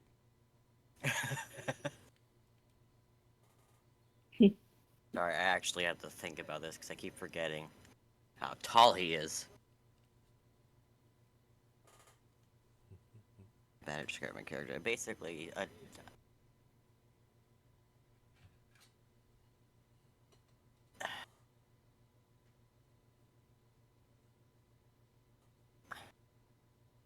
sorry, my brain just flatlined. I have forgotten everything, even though my character's literally right there. Tall, gold fur. It's gonna show a picture of him in the chat. That's fine. I can't fucking do this right now. You're fine. I love you guys. Mhm. Basically, You're fine. tall and beefy, and fuzzy. And I'll show the picture as soon as I can find it, because holy shit, I have so You're much fine. stuff. You're fine. Calm down. Then And calm. we will go I'm just ahead. slightly manic. Then we will There go it is. ahead with the picture being posted.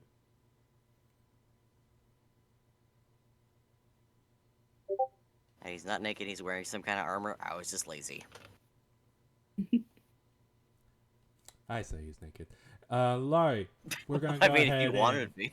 We'll go ahead and end it with you. Describe. Well, I don't know if you're back, Laurie.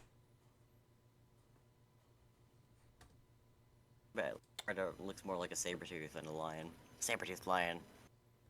I'm Still don't remember why. I still don't remember why I gave him the gemstone in his forehead. I'm assuming, Laurie, you're not back, since you are still beaten. Okay, gonna assume that she's not back yet. Okay. And the final member that comes out of her tent, you see that standing at a tall 7 foot tall woman, dark brown scare, curly brown hair. You see what looks to be large fuzzy cow ears poking out of her hair, and looking at her, you can tell that she is a fur bug and dressed in simple leather armor, holding a quarter staff. And you see coming up besides her, you see that there looks to be a collection of like 3 small goats with white fur that's walking by, and they just kind of look at you and just go, bah. And then you see a bigger, seemingly double the size of the smaller goats, just stomping behind them with with a black coat, and just look at y'all and just kind of just give a lazy bah. But that's who y'all see. Larry, are you back? Yes. Okay, then go ahead and describe your character and what they see. Okay. Hold on. Let me get the little image.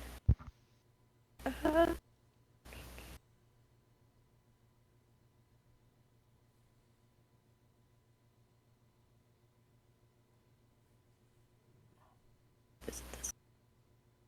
Okay, yes, it's this one. Okay. It looks like shit because it's really pixelated for some reason. But she's about 6 feet tall, really pale, like a little bit green tinged skin, bright pink hair, bright pink eyes, Basically just the image that she looks like that. I understand the appearance change, but it's really amazing that you change your outfit every single time. Catching I me off know, guard. I just... You're fine, I'm just messing with I get new ideas every time I draw her, and she looks like a different person. you. You're perfectly fine. Eladrian elves do technically have that ability, that they can change their appearance to for like a certain season. But anyways, as the party comes together and y'all are Fenway and Rin, y'all now see the full company of this this somewhat massive party. You can't help but take notice that the children are there and kind of seemingly wary of y'all. What are y'all doing? Or at least, what is y'all's reaction to all this?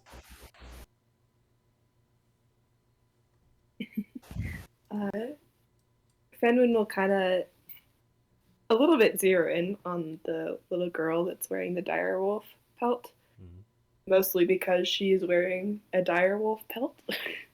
Yeah, it's like fairly large. Like she only makes up half the size of the direwolf pelt. She'll kneel down and kind of smile and wave at her, be more on her level, and to hopefully seem less threatening. Okay, make me a charisma check. All right. Be a child handle. Oh, this girl's gonna hate me. She immediately hides behind Abel and like kind of gets startled at your first attempt, and some of the melody flies kind of just zoom over to her like too fast, and she gets scared and just starts clinging onto Abel's leg. I'm gonna quickly kind of just shoo the melody flies away because they seem to be causing problems. Unnecessary. Scooping her up really quickly. She is immediately burying her face in your neck and just seems terrified. To Finwin, I will say, why do you approach her like an animal?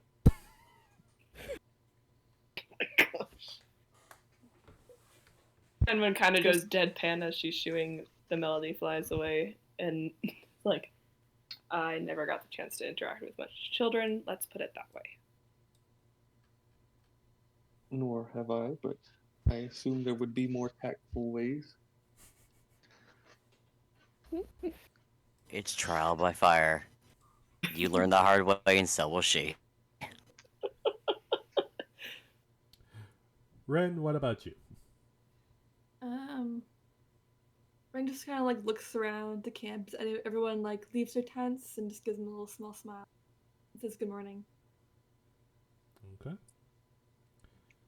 Then with all the niceties taken care of, y'all get ready to mount up and head out, only having 2 horses, 1 rideable goat, and a elk that Chandel can wild shape into. So I will ask, who is riding what? Like, how's the travel gonna be? Got my war horse. I can just fly. You can fly. And, just soar in the air and let the winds take me. Alright. You're going wherever the wind wins you. No, not wherever it takes me. The wind wins you. Wherever it goes, I don't know. We're at the mercy of the dice roll now. Oh, yeah. Wait. Yeah. Okay. That's what I'll do. So, Laurie and Akora, they're on their war horse. Chandel is turning to an elk, and there is a giant goat that's available to ride.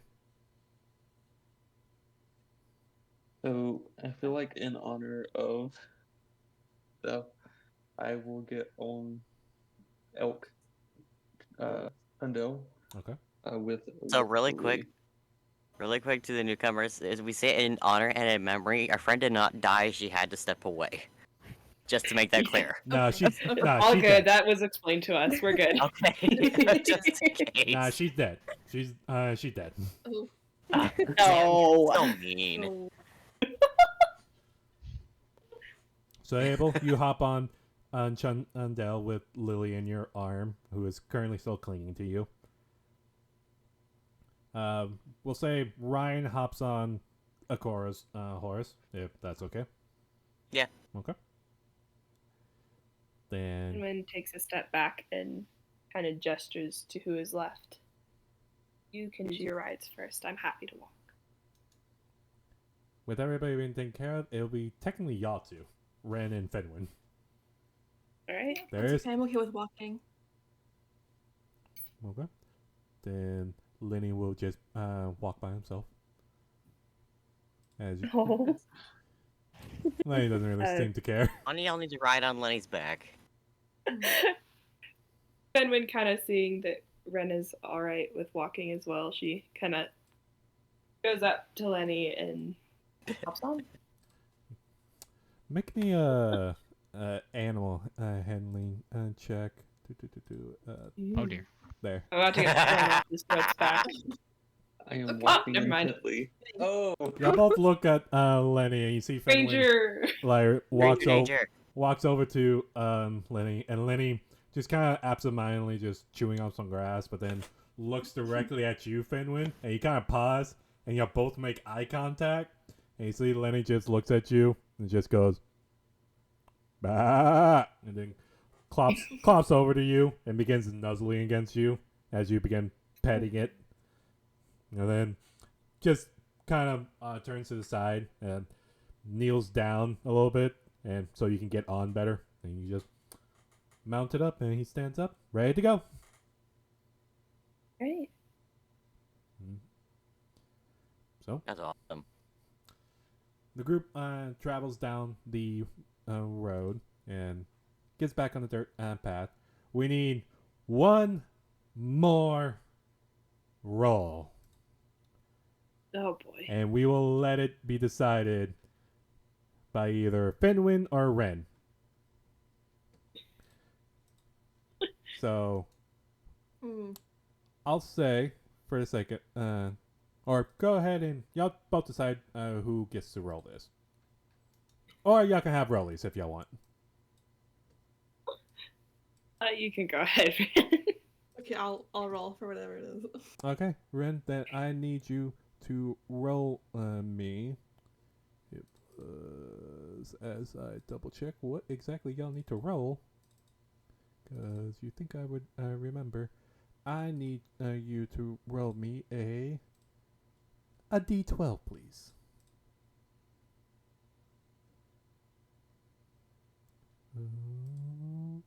Okay. So, y'all continue down on the path and head forward down dirt road. And y'all know that y'all are getting close to Rusty Point, the town that y'all left. And y'all keep your eyes open.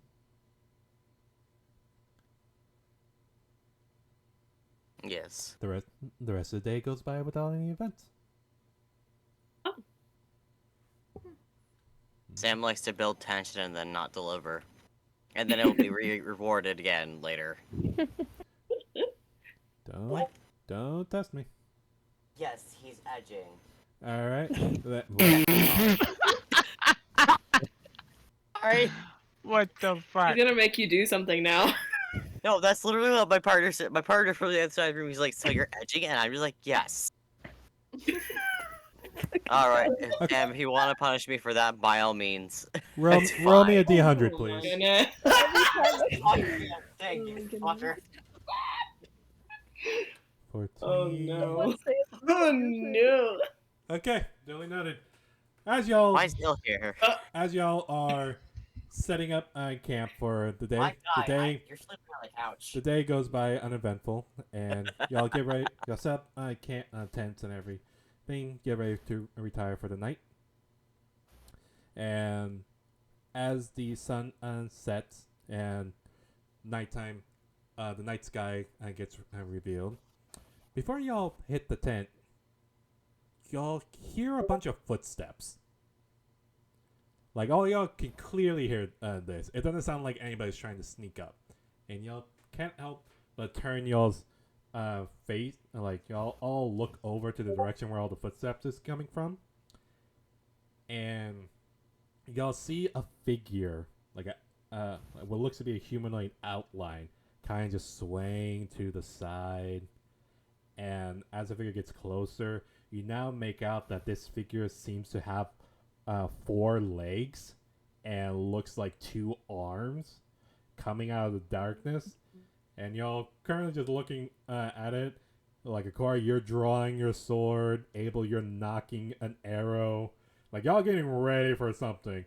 And as the figure gets closer and closer, the campfire light finally hits the figure. And you see it's 2 humanoid figures having their arms around each other, swaying to the side. And you see one has a bottle in their hand and kind of swaying, letting out a soft song. Laurie, you recognize one of the individual as the familiar halfling named Hill. Oh my god. Who kind of stumbles in with the bottle of alcohol. To random, everyone, you see what looks to be a 4-foot tall halfling man with dark skin and blonde hair, and looks to have some intricate tattoos, like down his chest, where you can see the opening of his shirt is. And he kind of just sways to the side. And next to him, you see what looks to be another halfling male with dark leather armor and a long black hair that goes to the middle of his back, swaying to the side. With them both holding bottles, and you're seeing more people are coming from the direction, and some of them are singing. All of them look obviously drunk. And you see Hell looks at the group and goes, "Hey, what's up?" and kind of stumbles into the camp side and looks at all of y'all, and then looks at you, Laurie, and gives you a very charming smile and bows his head and goes, my lovely Laurie, it is always a pleasure to see you once again. I made some new friends. What's your name again? And you see the other halfling male going, my name is Frank. Remember, we shared a drink together. You came to our campsite and you taught us some songs and every thing. Yeah, it was really good. We were yeah. And then Hill nods his head and goes, that's right, yeah. Alari, I think I told you this last time we saw each other. That night that I came here, I told you I stopped by a campsite and I stole their alcohol. I mean, I sang to them and they gave me some alcohol, right? And Frank just nods his head and goes, yeah. And you see more people, like about 5 more people have entered the campsite now, and all in. You see what looks to be a human, like a human male. You see what looks to be another dragon born. You see what looks to be 2 half elves, and you see another figure wrapped in a cloak and kind of just swaying to the side as well. And you see Hill looks at the group and goes, "What are y'all doing out here?" Fenwin is doing her best to not laugh. Why is it my eyes every to day Laurie. meets someone new from your guys' past? Why is I that? wouldn't. Points at Laurie necessarily- again. This isn't okay. He's your That's- boyfriend.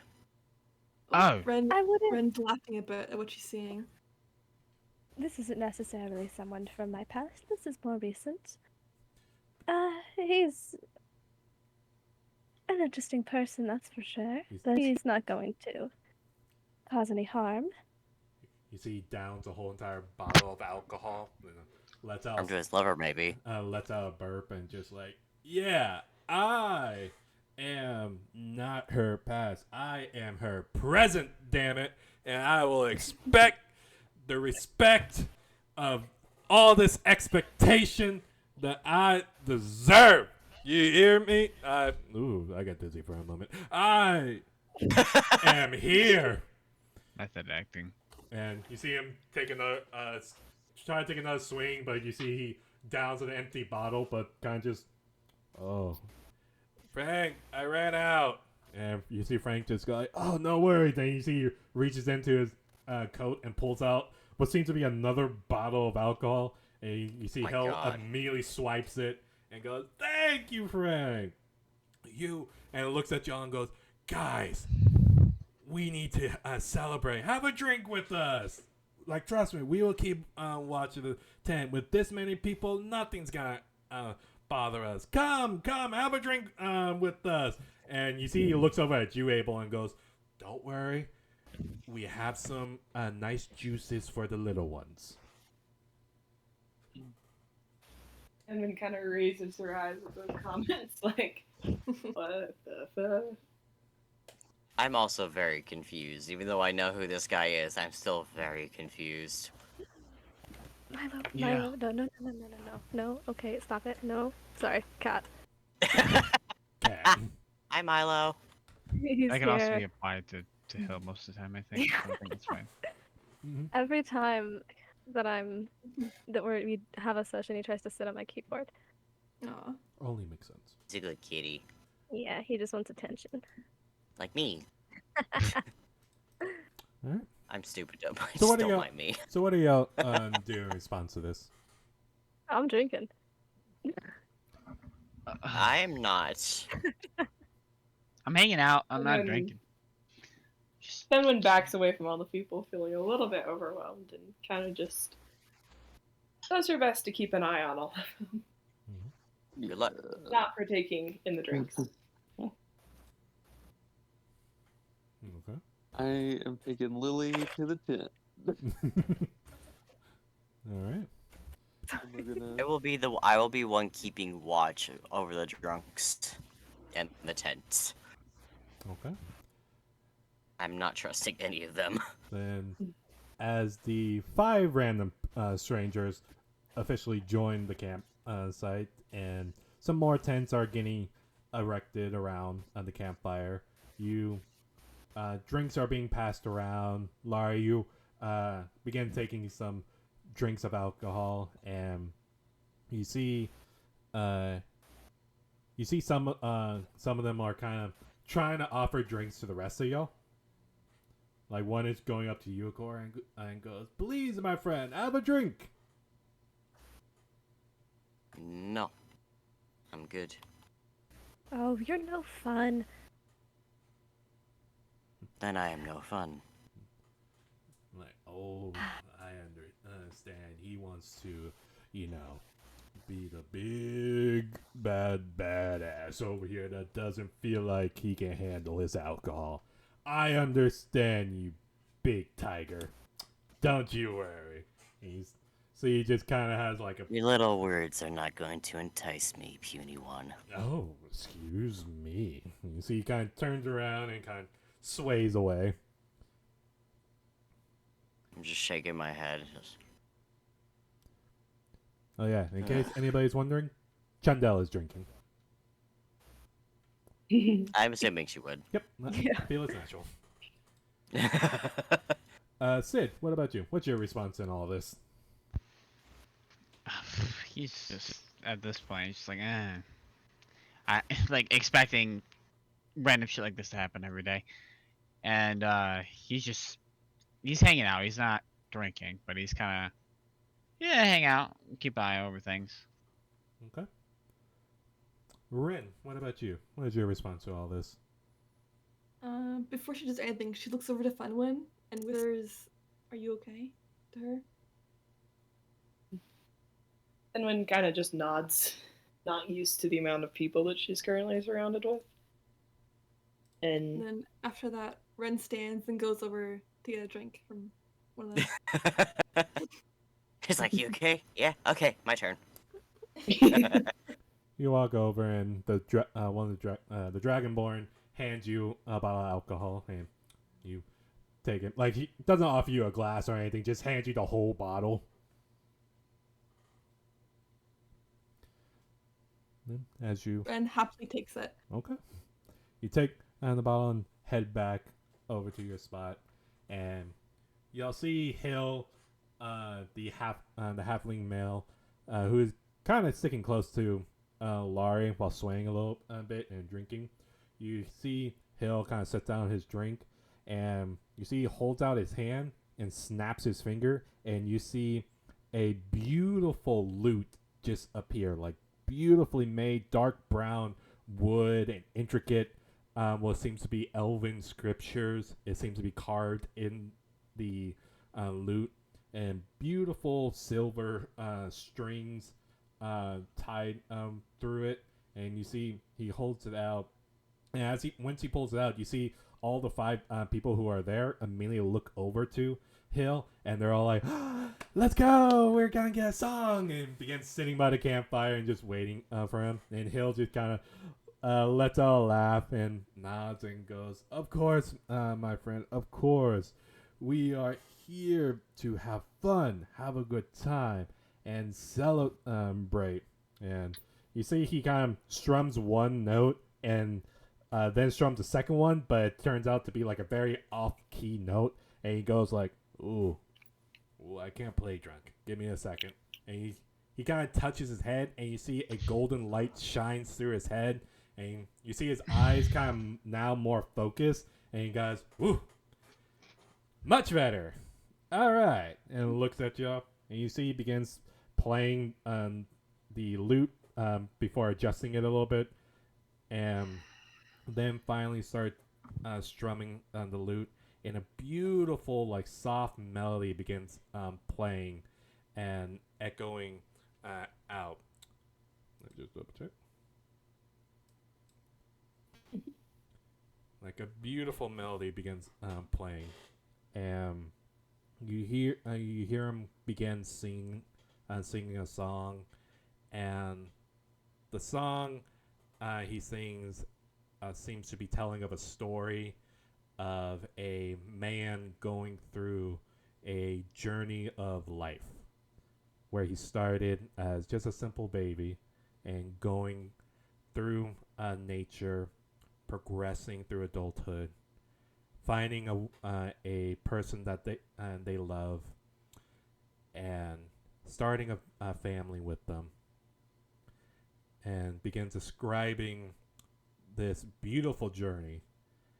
And as he continues singing and strumming, it's a very captivating performance. Even Abel, you're even noticing Lily is like still up and kind of just listening to the song from inside the tent, and kind of just swaying a little bit to the song.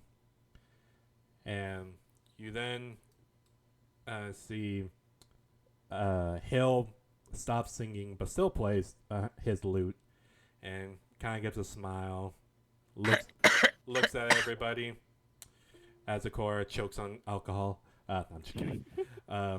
Keeps playing the lute, and you see Hill kind of looks around, gives a smile. And Finwin, as he's playing, you see that your melody flies are lighting up to the song, and some of them are a few of them are going over to Hill, and Hill gives a smile at them and goes, "Ah, melody flies. Y'all are perfect for this. I hope my music appeases to y'all. Thank y'all for shining so brightly." He gives a very, very warm smile to the melody flies, and begins continue playing.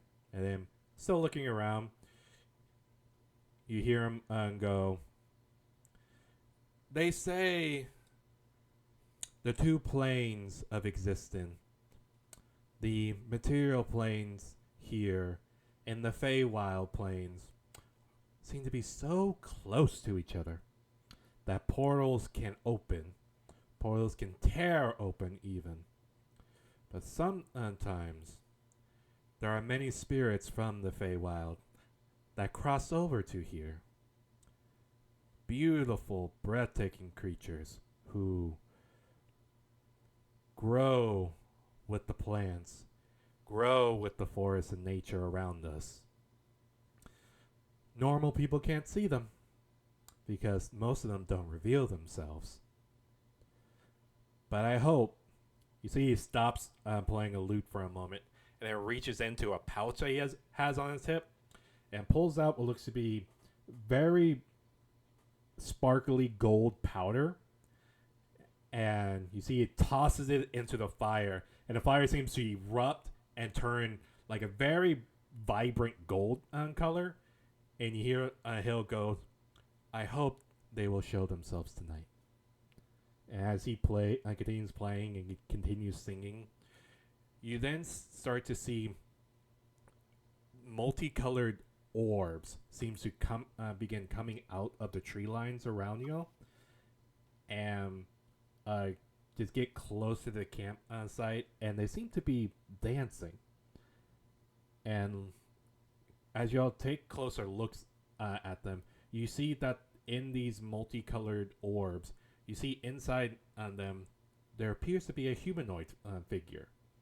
You're seeing the red orbs seems to have a small humanoid figure with dark red skin and fiery hair, like red and orangish hair, and what looks to be red, kind of like baggy pants. And you see kind of sways in near the fire, and some sparkles of red and orange and yellow flies behind them as it trails behind them. And he kind of just, you see they are beginning dancing with each other. And Hill gives a smile. It kind of looks over at you, Laurie, and gives a smile and a wink at you. And still plays. As you see more orbs are getting closer to y'all. And you see a blue orb come close. And you're seeing it has a more feminine figure with a light blue skin and long dark blue hair that seems to trail into what looks to be water droplets, and what looks to be a blue kind of a sheer dress that covers her body, and kind of just swaying and dancing. And you see some of the red orbs begin combining, and then you see what looks to be a humanoid figure seems to appear out of this orb, now standing about, like, the orbs were tiny, like they were like less than a foot tall, but now in this new orb that seems to be made out of multiple orbs, you're seeing now a somewhat masculine figure, same red skin, same fiery red hair, but now standing about like 5'8". And you see he begins dancing around the fire. And you see more figures are emerging, and they begin taking the hands of the 5 strangers and begin dancing with them. And you see one of these red humanoid figures comes up to you, Ren, and he gives you a smile, like a very it's not less more not really charming, but very playful, like very happy, and gives you a smile and bows his head and extends his hand out. Seems to be asking for a dance. She puts her bottle of alcohol down and takes his hand, standing up from her spot.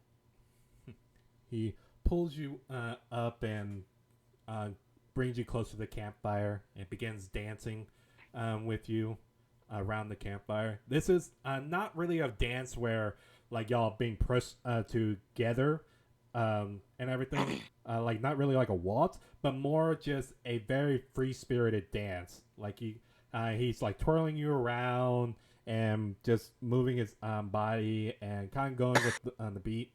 Like it's not a very formal dance; it's very more free range. And more figures come together. You see one is already took Chundel by the hand and begins dancing with her. And Sid, you see a green humanoid figure standing about 5'4" and light green skin and a long dark green hair. And you see her eyes seem to be the color of emeralds, and pointed ears, what looks to be a nice green shirt that seems to be tied around her, like above her navel, and short short green pants. And kind of looks over to you and gives a bow to you and extends her hand towards you. Seems to be asking for a dance. Oh boy. Don't laugh at me. But a dance with the departed is something I can't refuse. And he'll get up and take it. She pulls you up and pulls you towards her, and y'all begin dancing around the fire. And Hill's still playing and singing along. And then you see Hill looks over at you, Laurie, and he stops singing and kind of leans over to you, like pressing his shoulder against yours. And you see him lean in close to you and whispers in your ear, "Now, my darling, would you honor me with a dance of our own?" Of course. Thank you. And you see his eyes flash for a moment, and you see the lute magically begins lifting up, and the lute is still playing, and you begin to hear another voice seems to be filling the air as Hill takes your hand, Laurie, and pulls you in close to him, and gives you a smile as y'all begin dancing as well, and more of these beautiful spirit creatures are coming in and are still dancing around around all of y'all. And Fenwin, you're seeing that now all of your melody flies seem to be going with the motions and going with the song. And you then see looks to be a brown humanoid figure, dark brown skin, short black hair, seems to be masculine in appearance. You see he's only wearing some what looks to be leathered pants and some black boots, and very stocky shoulder, like some fairly well muscular, and looks over at you, and he gives a bow to you before offering his hand, asking to dance. Everyone looks inflicted and perhaps a little sad and melancholy. Have She fun with your seems weed. unsure if she should take the dance or not.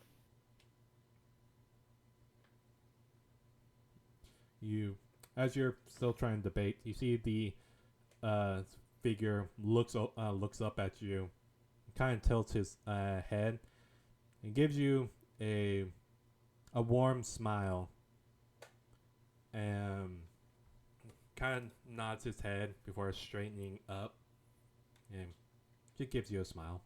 Doesn't seem to want to go away until you kind of dismiss him, or you shake your head, confirm no. And Lynn, with a bit of a heavy heart, shakes her head no. You see the figure nods his head, gives you one last bow before seemingly going back into the crowd and dancing around.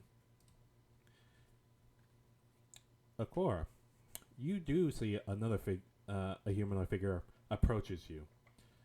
Looks to be one of the red ones, like light red skin. Seems to be more feminine appearance compared to the other ones. Seem to match your height, and long orange hair that seems to trail down to the ground, but not touching, touching, just seem to be floating there. A nice, somewhat see-through dress, showing her light red skin, but you don't see any obvious indication underneath the see-through dress to indicate any kind of gender. You don't see any nipples, you don't see any vaginas or anything like that. You just What? Damn, what the hell? what? I'm just telling you how it is. I'm sorry if that makes you uncomfortable. That was not my I feel like intention. least what the hell thing. It caught me off guard. Yeah, compared to everything else that's going on. Yes. This figure comes up to you, gives a bow, and offers her hand towards you. I am patrolling and keeping watch, so I'm going to decline. you see the figure stands up, looks kind of hurt, but nods her head and seems to join the crowd. And at this moment, I'll go to everyone and ask what's going through their minds, or what's they doing at this moment. We'll go with Sid, since you were one of the first people to get pulled into the dancing. He's just thinking about. Honestly, he's trying to figure out why the hell these people are so weird. The last several days have been some of the weirdest of his life. Very fair. He's trying to make sense of everything, but he's like, he's thinking about it with happiness there, because he's having a good time. All right. Ren, we'll go to you, as you join the dancing very quickly. And at this point, y'all are trading partners. Like, different kinds of humanoid spirits seem to take your hand and are dancing with you. What is going through your mind as you're dancing along, Ren? She's enjoying her time. She's having fun dancing. But she keeps thinking back to the feeling she felt when laying her eyes on Sid, like the pull that she felt. It's troubling her a bit. Okay. Then we will go to Laurie. What is going through your mind as you are dancing with Hill? And Hill is keeping a strong grip on you. Like, he doesn't really want to let you go and trade partners. He's really sticking close to you. Honestly, not much. She's just having a good time. She's kind of drunk. Nice. Not Oh, thinking not about much anything. sounds like general. Every day. Yeah. No thoughts, head empty. Heartful. As the night continues, Akor, I need you to make me a perception check, since you're still taking watch.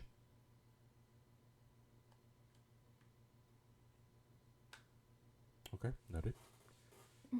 As you're keeping watch and doing your best to stay focused and keeping your eyes out, the music that's playing and the song that's being sung and all the dancing and the merriment that's seems to be filling the night. It's somewhat distracting, but you're doing your best. The party continues until the song comes to a rest and begins slowing down. And all one by one, the humanoid spirits seem to disperse and fade back into the forest nearby. And you can't help but hear all the playful laughter and giggling. It sounds very beautiful. Like, it seems to be harps on y'all's ears as they seem to go into the forest before disappearing out of sight. And with one last bow, Hill spins Laurie very slowly and separates from you a bit before giving a bow, kissing the back of your hand, and takes a step back, and the lute magically floats back into his arms, and he plays the last few notes before the song comes to an end. And gives a smile to all of you. The rest of the strangers, they're passed out drunk. And smiles at you all and goes, "Thank y'all for letting us, I should say, take a chance to enjoy this. This moment is to celebrate life, to enjoy it, and pay respects to the people who can't be here. To pay respects to those who have left, to those who have fallen behind, and to those you can't help but notice that he seems to take. You're not 100% sure if it's real or not, but you can't help that she that Hill took a quick glance to Chundel for just a split second. Again, y'all not even sure if it was even him that took a glance at Chundel, as he says, "And to those who simply are gonna come join us at another time. That is what we celebrate this moment for." Gives a smile and sets the loot down and takes a seat by the campfire as all y'all come down and rest up after the dancing. Laurie and Ren, I don't know if y'all still gonna be drinking, but he's still offering. I am. She's drinking a little bit, yeah. Y'all continue drinking. And with this moment, we will go ahead and end tonight's session on that note. Fun and gentle note. Compared to all the other notes I left Yeah. most of y'all on. Yeah. That's how y'all needed a break a little bit. I love you for that.